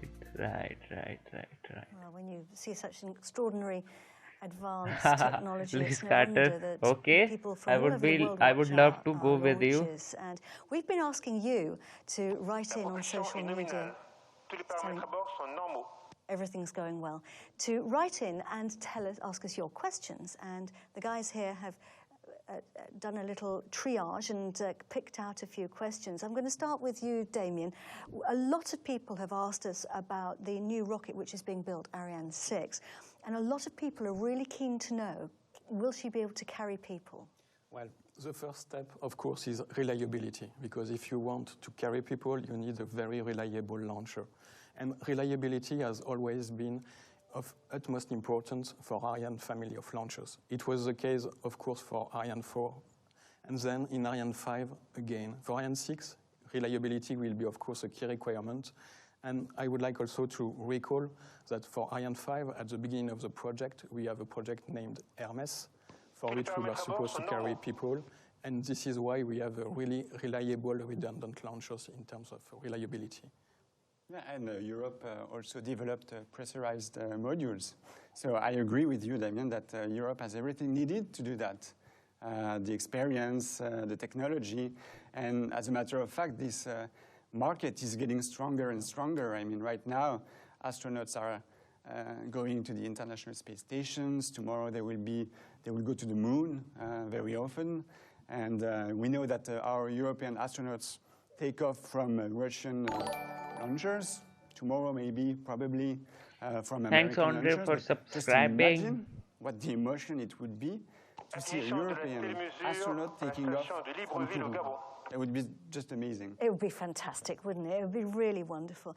Just a quick note to say that we've picked up the signal at the tracking station. And now the altitude of the second stage is rising, as you can see from the graph. Our first passengers to be released are Galaxy 30 and MEV-2 for Intelsat. Okay, so we have some presentation for. Le pilotage est calme. Tous les paramètres à bord sont normaux. Yeah.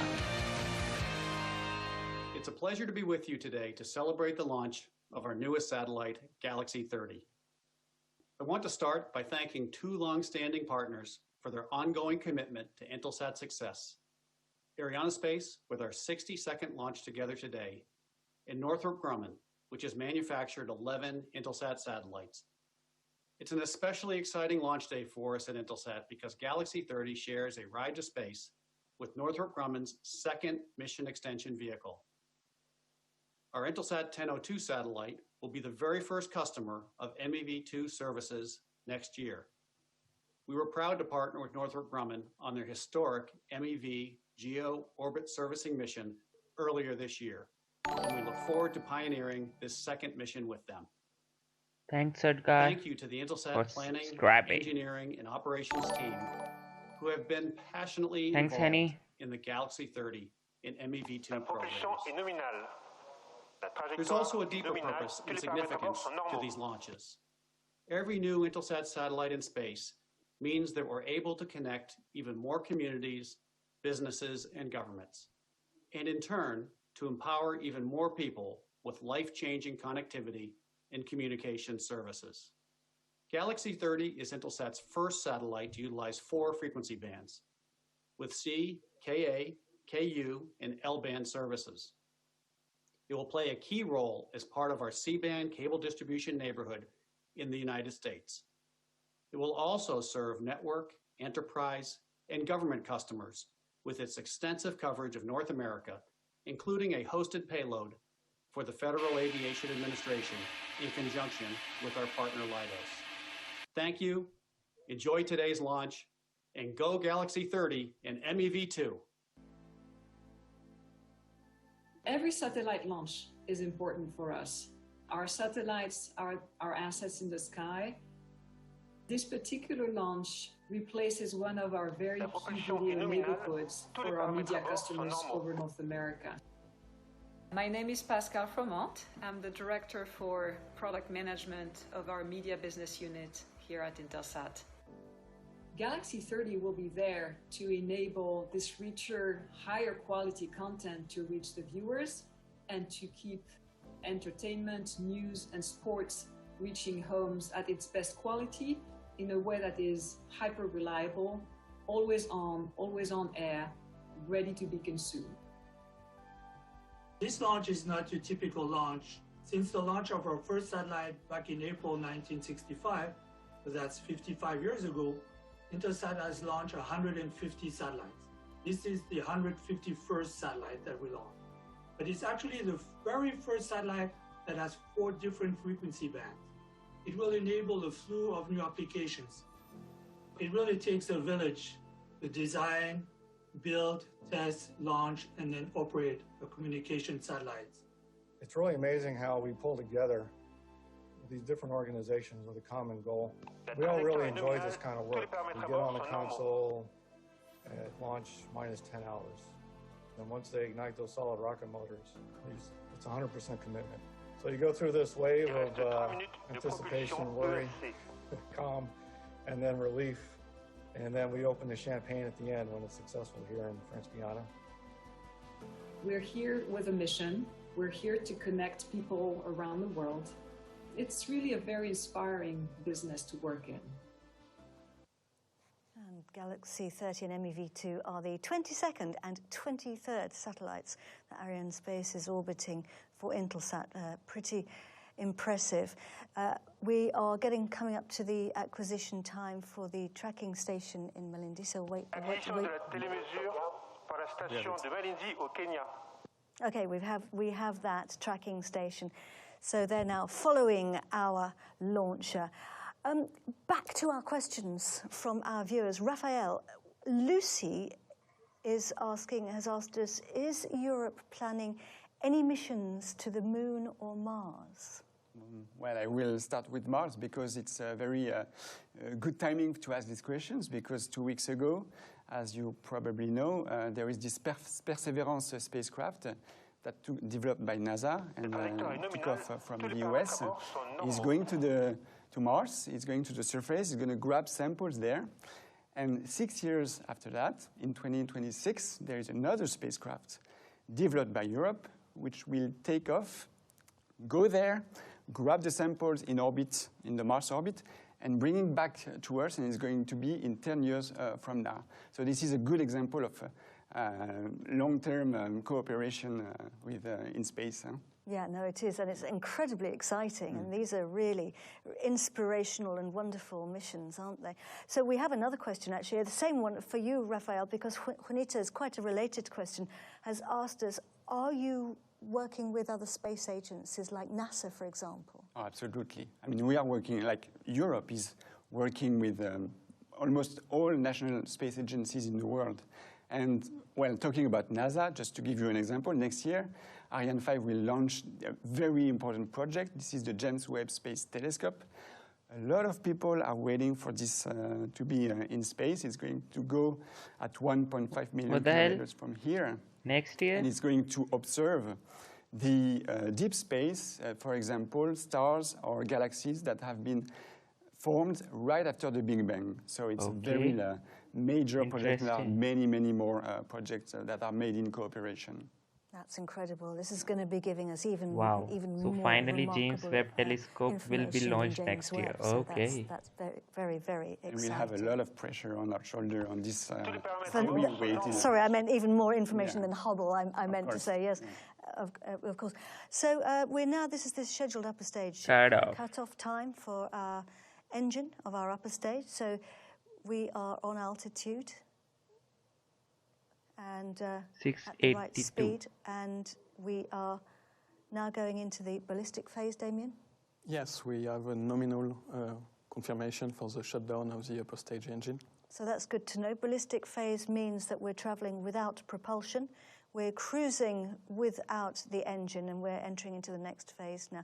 Just very briefly, let's go back to some of our questions, because somebody wanted to ask, Wesley actually has asked, Damien, this is one for you. What advice would you give to young people wanting to get into the space business? Well, first, you don't have to be part of the space business or being part of our domains today to join the space community. Because if you are working as a computer scientist, as a manufacturing engineer, electrical engineer, orbital mechanics engineer, structural engineer, whatever. We need all types of engineers and technicians to work. And we have several places where people can join the space community. We have industries like ArianeGroup, we have Arianespace for launch service provider, and we have also the space agencies, CNES for the French Space Agency, ESA, and we have also International Space Agency where we can work if we need. Yeah, and space is not just about engineers. There are lots of jobs in space. Commercial, communication, lawyers, and etc. But one thing is certain is that when you join the space sector, you become very quickly part of the family and very quickly passionate about space. And this is indeed one big family. We can see here at the Guiana Space Center. Who are we looking at, Damien? Are these the Galaxy 30 teams? Yes, we are looking at the operational team who have worked very hard in the latest day to complete the preparation of their spacecraft. And they are now waiting with eagerness the separation of their spacecraft, which will be like a birth for them because the spacecraft will be ready and will complete its journey on its own. And this is what it looks like. And up there, here we go. that berth that you G30 talked separation about. This is the scheduled confirmed. separation for Galaxy 30. Séparation Galaxy 30. And we have confirmation there from the range operations manager. Galaxy 30 has now started its new life in space. It's making its way away from the mothership. There you have it, successful separation. Good news for our customers, right? Very good news. A very good step for the customers. And the space ballet continues, of Yes, course. this was an important milestone, and the maneuvers will go on in order to prepare the separation of the next spacecraft. So our next satellite to be released is MEV-2, and it was also supplied by Northrop Grumman for SpaceLogistics. Let's find out a little bit more. Yes, this will be interesting. Hi, I'm Joe Anderson, Senior Director at Northrop Grumman and Vice President of SpaceLogistics LLC, a Northrop Grumman company. Earlier this year, our first mission extension vehicle, MEV-1, made history when it docked with a satellite running low on fuel, the Intelsat 901. Now IS-901 is back in service thanks to our innovative technology that gives satellites a new lease on life. Our low-risk docking system keeps the customer operational and extends the lives of useful satellites. Once our services are no longer needed by the customer, the MEV is able to undock with the client satellite and continue on to our next customer. Today, we are ready for the launch of our second MEV, which will perform its first docking with another Intelsat satellite, the IS-1002. On behalf of Northrop Grumman and SpaceLogistics, I want to thank Intelsat and Arianespace for being trusted partners on this innovative mission. Finally, we have a short animation that shows the MEV-2 mission in more detail. Go Ariane and go MEV-2.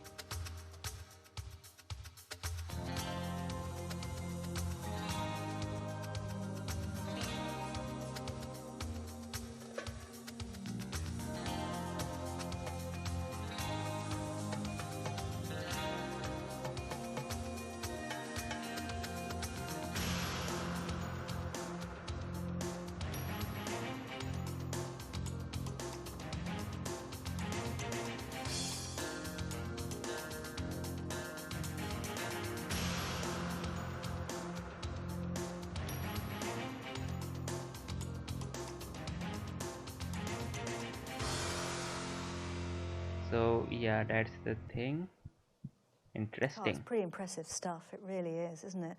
And the first mission extension vehicle actually docked with that was MEV-1.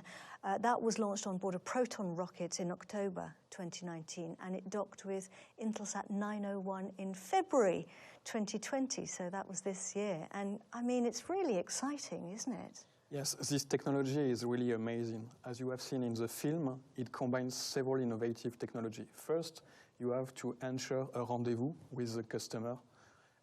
To get that, you have to get close to the customer, to the spacecraft. You have to check its attitude, its angular rates, in order to be sure that you will be in a position to dock to it. And then you have to get very close to it and dock to it. So we have several very critical technologies, the rendezvous one, the docking one, and then it opens also a new business because you open a business where you can extend the lifetime of the spacecraft, and you even can put it into another orbit. So you can imagine several types of business. And one particularity to be noted for MEV-2, which is a difference with MEV-1, is the fact that it will dock onto its customer satellite directly into the geostationary orbit and not onto the graveyard orbit, because MEV-1 was completely successful. So it will gain energy, and this is really an important milestone for this new business. Yeah. It really makes sense if the market is still there on Earth to give an extra push for 5 years, and the satellites can deliver services for such 5 years. So it's very important. And in the future, we are hoping to see like even more advanced activities of such MEV satellites, such as satellites refueling, satellites repairing, and even like satellites deorbiting. So the satellite doesn't have to go itself to a graveyard orbit. It can ask for such a service, and that's a very advanced technology. And here we can see here the teams at the Guiana Space Center. Who are we looking at here, Damien? We are looking at the MEV-2 operational teams, who are also in charge of the Galaxy 30 in Guiana Space Centers, and they are awaiting for the separation of their spacecraft. Which is coming in the next few seconds. And there you have it. This is the scheduled moment for the separation of MEV-2. And here we go, guys, for the separation of the MEV-2 satellite We've had the confirmation? Yes. Now the last So that's good news. milestone MEV-2 is now on its orbit and separated, pushed away by springs there. And we can see the Northrop Grumman Mission Operations Center there. What are they doing? They're taking control of their satellite, aren't they? Yes, first they have monitored the status of the spacecraft during all the launch, and now they are taking control over the spacecraft, and they will work continuously during the coming days in order to prepare the journey up to the final location for MEV-2. So it will include deploying antennas, deploying solar panels, and performing all the required maneuvers in order to get to the required positions and circularizing the orbit. And we still have, of course, BSAT-4b attached. It's hidden at the moment underneath what we call the cylinder. I just want to go back to our questions, because we've actually had somebody who asked just a quick response from you about the cylinder. Tony asked, how can the cylinder be ejected without damaging its satellite? Okay, so to be very short, there are two major points. First, the separation system is made of 8 springs. So these springs provide energy to the part of the cylinder which is jettisoned. And when we need it, the lower spacecraft occupies a very huge volume. We can tune the balance of the cylinder in order to avoid it from tilting during the separation. And the process lasts roughly 4 seconds. So we've talked a lot, Raphael, a little bit previously about how things are changing in space, but you really do know the satellite markets very well, don't you? How have spacecraft been evolving recently? Well, to make it short, basically, we see many constellations of satellites in low Earth orbit dedicated to bringing internet, high-speed internet. The plan is to connect everyone and everywhere. And even like things like planes and trains and boats, moving things like this. And we also see more constellations dedicated to Earth observation. And these are very important for monitoring the climate change. And it also serves some new digitalized sectors, such as agriculture, building, rescue services, and also very small businesses, such as counting empty spaces in parking lots, for example. Oh, that's an interesting one. Very useful. So you can have a quick look on your app to see if there's an empty space. Yeah. Why not? But we've also seen traditionally that we've been launching a lot of geostationary satellites. Are they changing as well? Yeah, of course. First, we see that electric propulsions, instead of chemical propulsion, sometimes tend to reduce the size and the mass of the satellites. So this is changing. These satellites are also more flexible. It means that they can deliver several services at a time, and that's also more powerful for them. This is going to be the case for the satellites that we are launching today, delivering broadcast services with unprecedented definition, so like very powerful satellites. And of course, we are hoping to see more MEV missions doing very impressive. For me, this is very futuristic, this kind of docking to a satellite and pushing it to the correct orbit for more years. And of course, you're going to have to, you're adapting your launch vehicle to cater for these different shapes and sizes of satellites. Of course. If the satellites are getting flexible and more diverse, then we need to be flexible as well. So the launcher needs to be able to launch satellites anywhere, in any orbit, anytime. And so with Ariane 6 and Vega C, our next generation of launch vehicles, they will be equipped with a reignitable upper stage, allows you to bring any type of satellites anywhere. And for this, we also develop carrying structures, specific carrying structures, in order to offer ride shares, and that's very important for this. Very important for these markets, and we'll be seeing a lot more of those in the future. Now, I'd like to go over to Japan, if we can, to Kiyoshi Takamatsu, who is the head of the Arianespace office in Japan.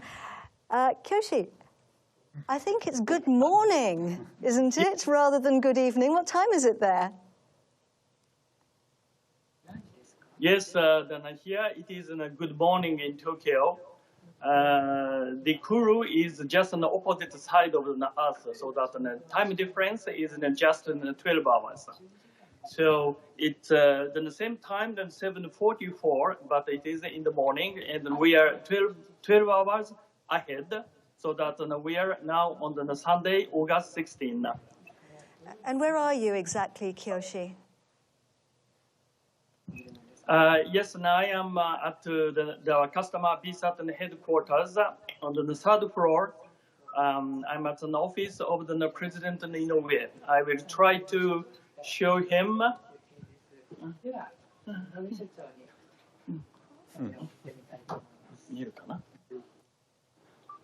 We can see everybody there, Kiyoshi. Looking good.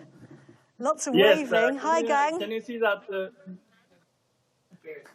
Yes, the gentleman, you can see is the President Inoue of the BSAT.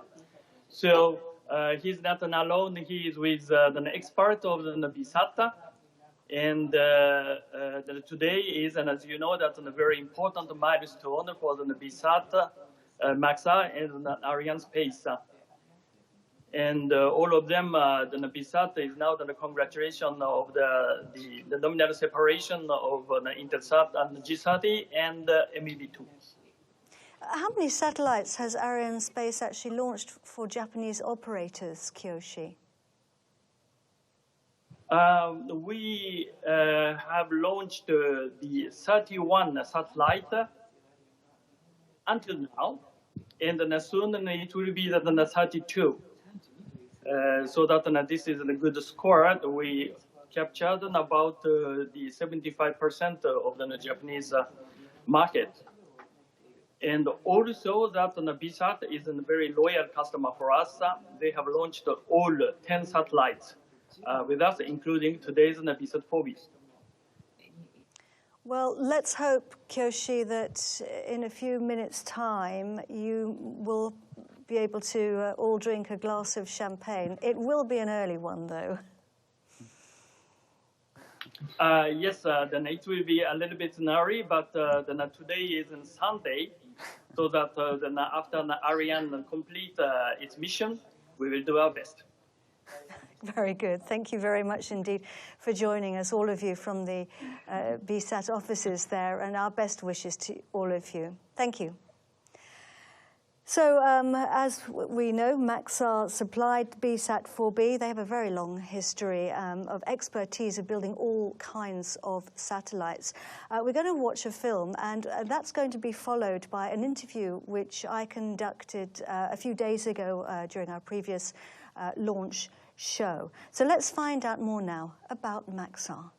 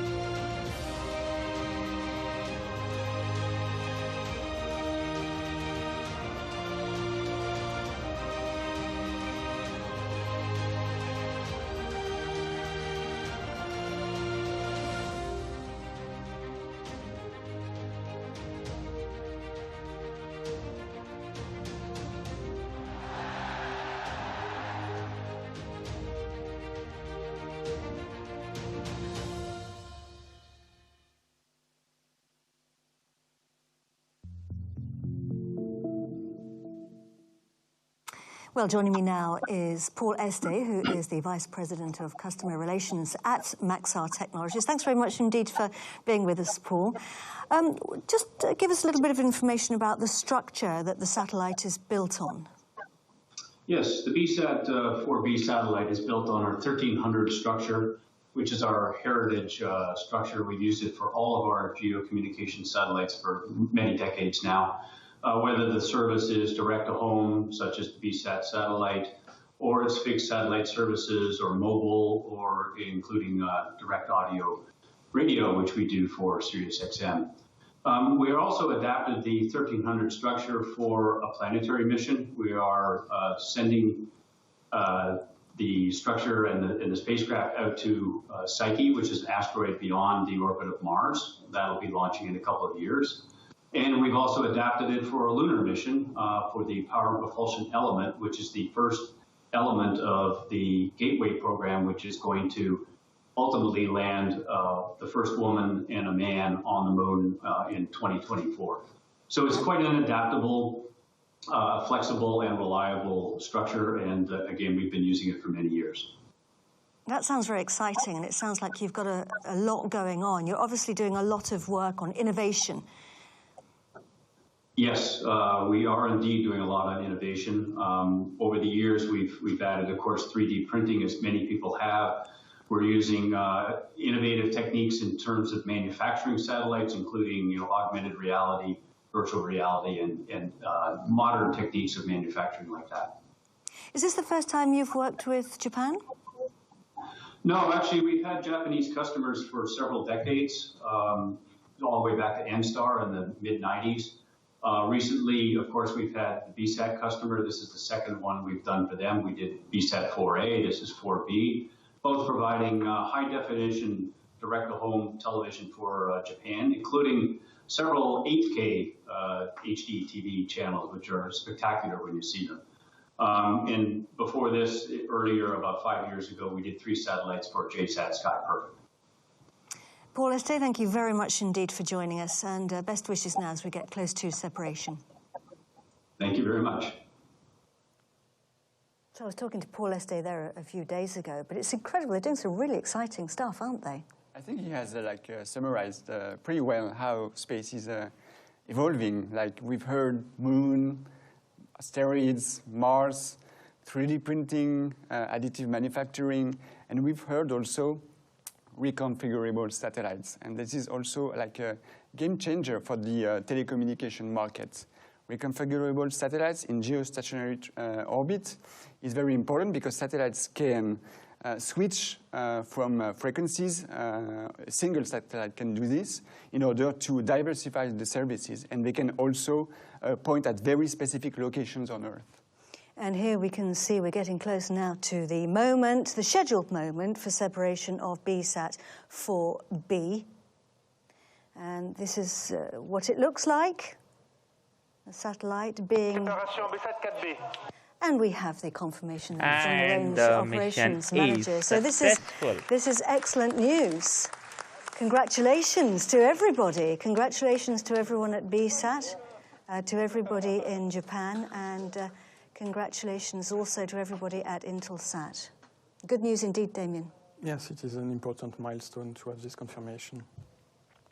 And best wishes to everybody now as they take charge of their spacecraft, because of course the teams on the ground will be taking on their roles. Happy faces all around there in the Mission Control Center, Raphael. Yeah, I mean, this is really what makes this sector very special. Like when you see these smiles, you see that these people have been working for years on their project.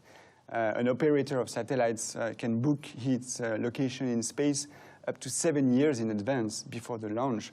So the teams between all the partners and the customers are really working hands in hands for several years. But this is why you can see these kind of images. And this is very unique, I think. And it must be a good feeling for them, Damien. Yes, it's really a specific moment for everybody, because depending on what you have worked on, even if it's months or years, at the end of this job, you see the result of your job, and when it is a success, it is always a specific feeling. And now I would like also to thank all the teams that were involved in the launch, so the people in Guiana, of course, but also all the team all over Europe on the launcher side, and of course from our customers. Well, and I'd like to thank everybody as well. We're going to go to a film in a second, but before we do that, I want to thank these gentlemen sitting next to me, because it's been wonderful having both of you joining me here in the studio. Thank you very much indeed, Damien Gilles. It was a pleasure, thank you. And thank you very much indeed, Raphael Chevrier. Thank you, Katie. Thank you. Really good. And I hope you'll both join us again soon.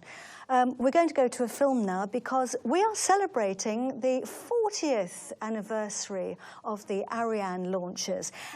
In 4 decades, they have launched all types of spacecraft into all types of orbit. Let's find out more.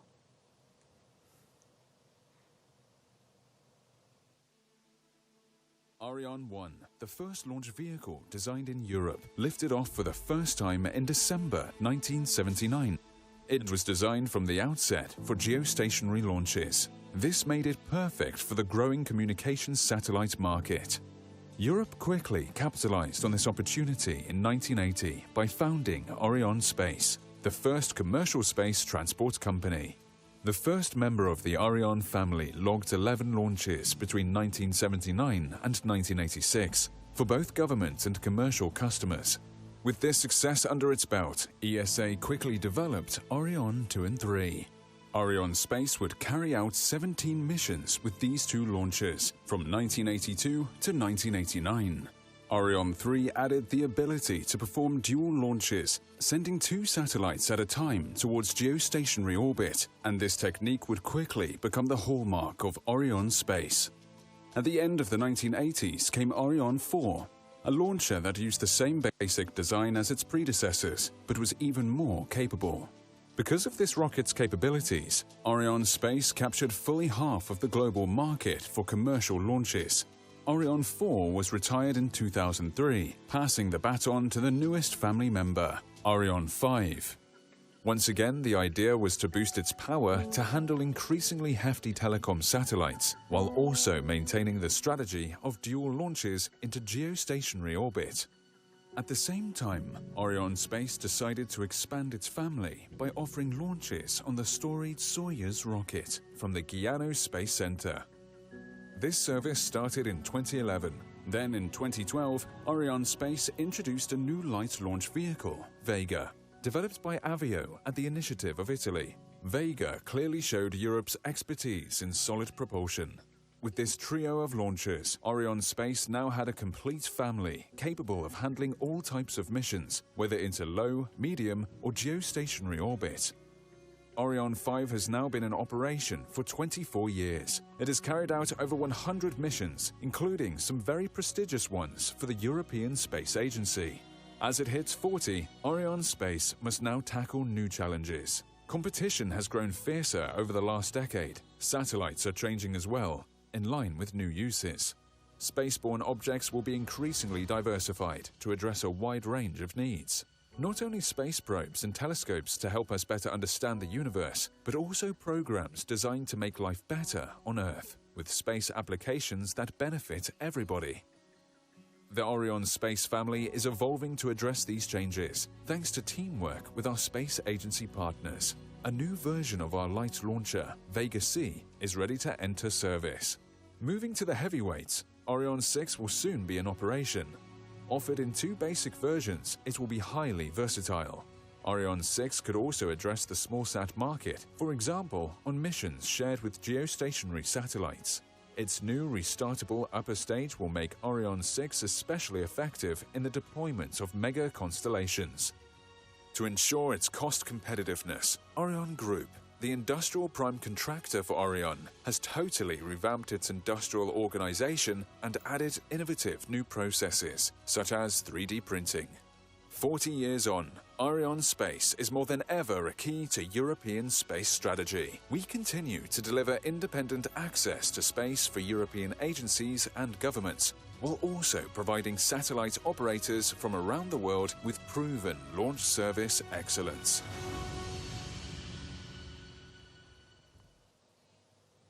So there we have it, 40 years of successful launches for the wonderful Ariane rocket. And Stéphane Israel's joining me back again here in the studio. Stéphane is the CEO of Arianespace. Just to remind you, the company responsible for launching our rockets. Stéphane, it's mission accomplished tonight for Arianespace. Yes, it's mission accomplished. It has been a perfect launch, and you know that we are very proud and honored to have delivered tonight for Intelsat, for BSAT, for SpaceLogistics, and with our two partners, Maxar and Northrop Grumman, so it's a big success. This is the first time we deliver 3 satellites to geostationary orbit, so this is a premiere, as we say in French.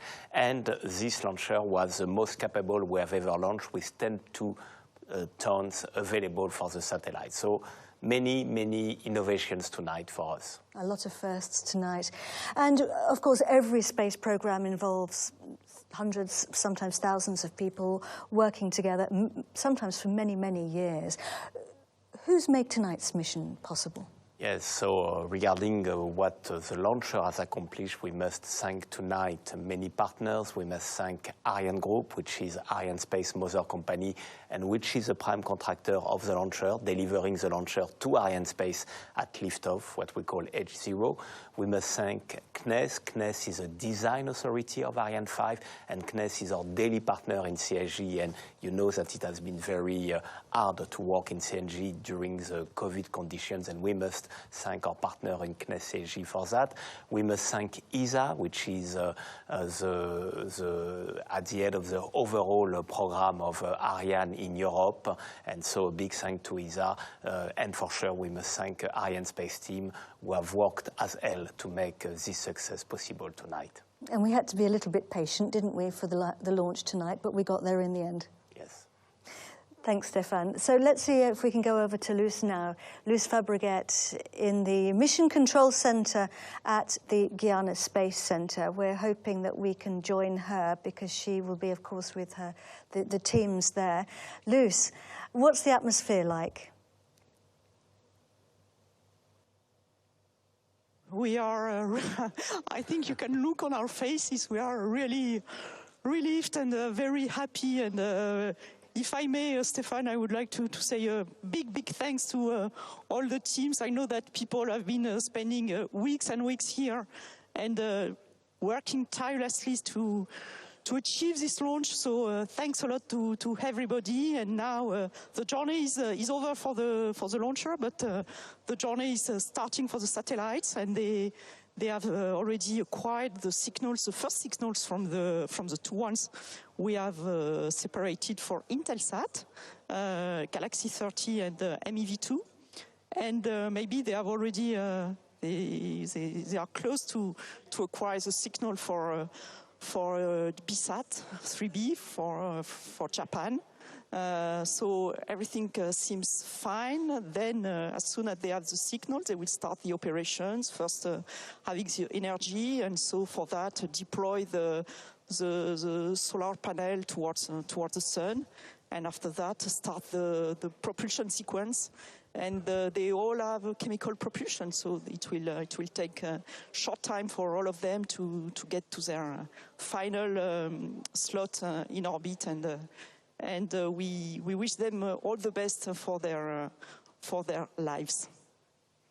Thank you very much indeed, Luz, for taking the time to come and talk to us. And our very best wishes to all the teams now as they take on their satellites, as you say. Luz Fabregat, thank you, and good luck for your next operations. So, Stefan, today marks the first launch since the resumption of activities at the Guiana Space Center. What's next? When's the next launch? Yes, so the next launch will be with our dear Vega. It will be on September the 1st. It's a very important launch because it is what we call the proof of concept of SSMS. We will have 53 satellites on board for 21 different customers. So it will be a very exciting mission, and it will be September the 1st.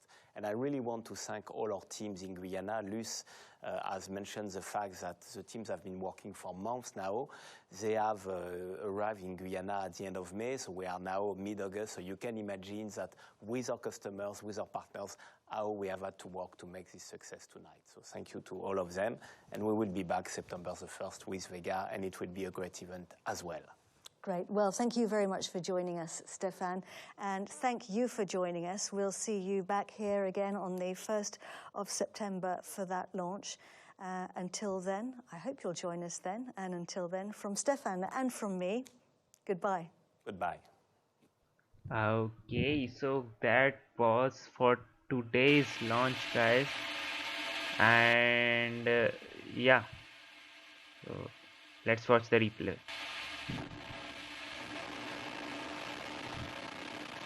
And here we go for the booster ignition, sorry, the main engine ignition and the booster ignition, and liftoff there.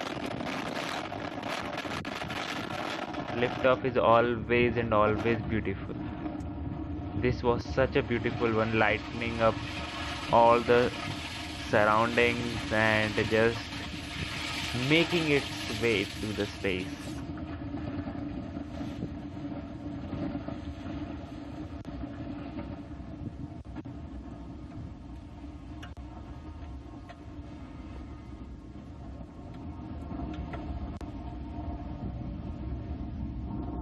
This was very beautiful to see only, as in those two boosters doing the work, and the Vulcan 2 engine also, but we can't see it because that's a clean engine we have, the hydrogen and oxygen, so we don't get to see its plume more often.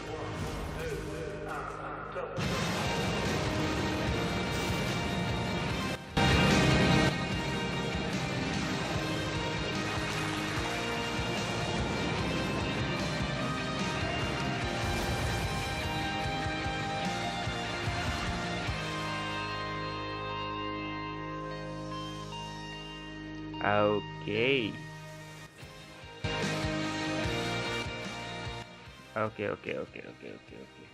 So guys, that's let me just tell you thing.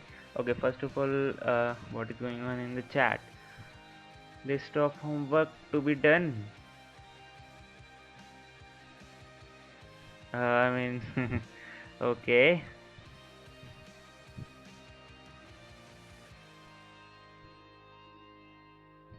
Yeah, So yeah, Luis Carter, of course, the thing is, the space technology is like that.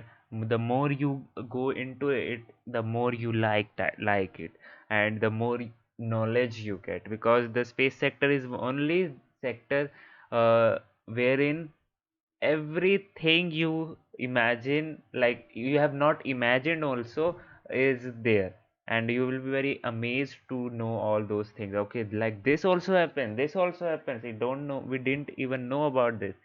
And yeah, those things happen. So yeah, of course the James Webb Telescope is the thing which I am also very personally waiting for, because uh, I have seen the presentations and all those things with the videos and all those uh, blogs. I have read blogs for the James Webb Telescope.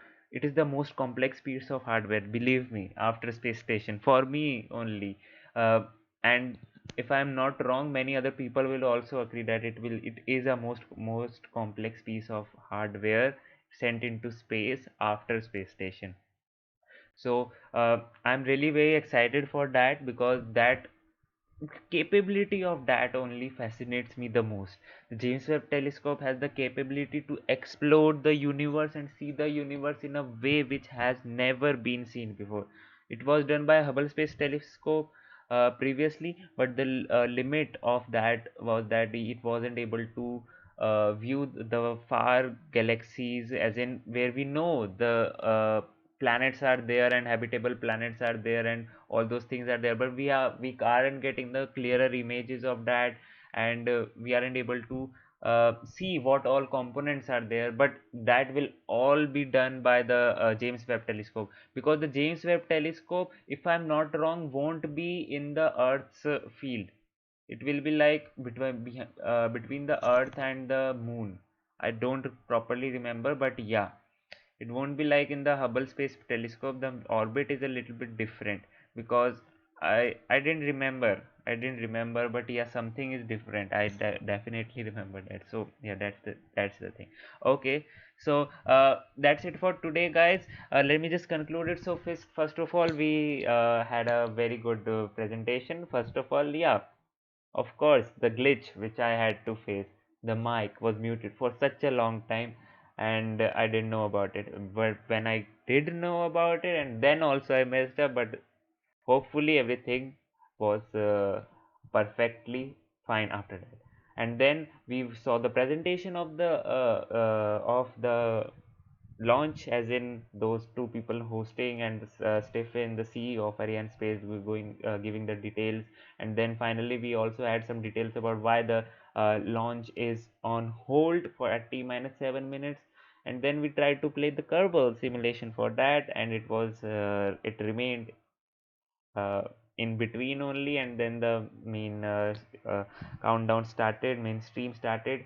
But then finally we saw the beautiful liftoff of the Ariane 5 rocket, and that made my day, because the the lightning, the surrounding was lighted up, and that thing, seeing that thing lift up and hear those rumble, basically shakes you from inside. If the people who have seen the launches in person, their experience, if you ask, they always say that the rumble and the view which you see in front of you shakes you from inside, and it's a very emotional moment and very once in a lifetime moment.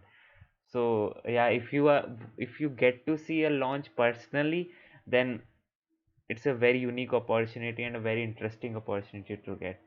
So yeah, then everything went nominally, guys. The booster separation, the first stage separation, second stage fairing, and all those three satellite separation, everything went nominally, and the mission was finally successful. And then we also got the info about the James Webb Telescope being launched next year. That's the expected date of launch. It always being delayed, but yeah, we hope that delays are acceptable until we get a best per product. If they are in hurry to launch the space telescope, and if it doesn't work in the space, uh, that then that is not acceptable. So yeah, if they want time, the engineers, the scientists, the researchers, if they want time, we can give them. and they can have a best product in space. So yeah, that's it for today, guys. Thank you so much for tuning in. I really appreciate you guys tuning in, watching all the streams, and hearing me. And thank you so much for tuning in, guys. This is Priyanshu Rohila signing off, and you just saw Rocket Gyan. Stay safe, stay healthy, and bye bye.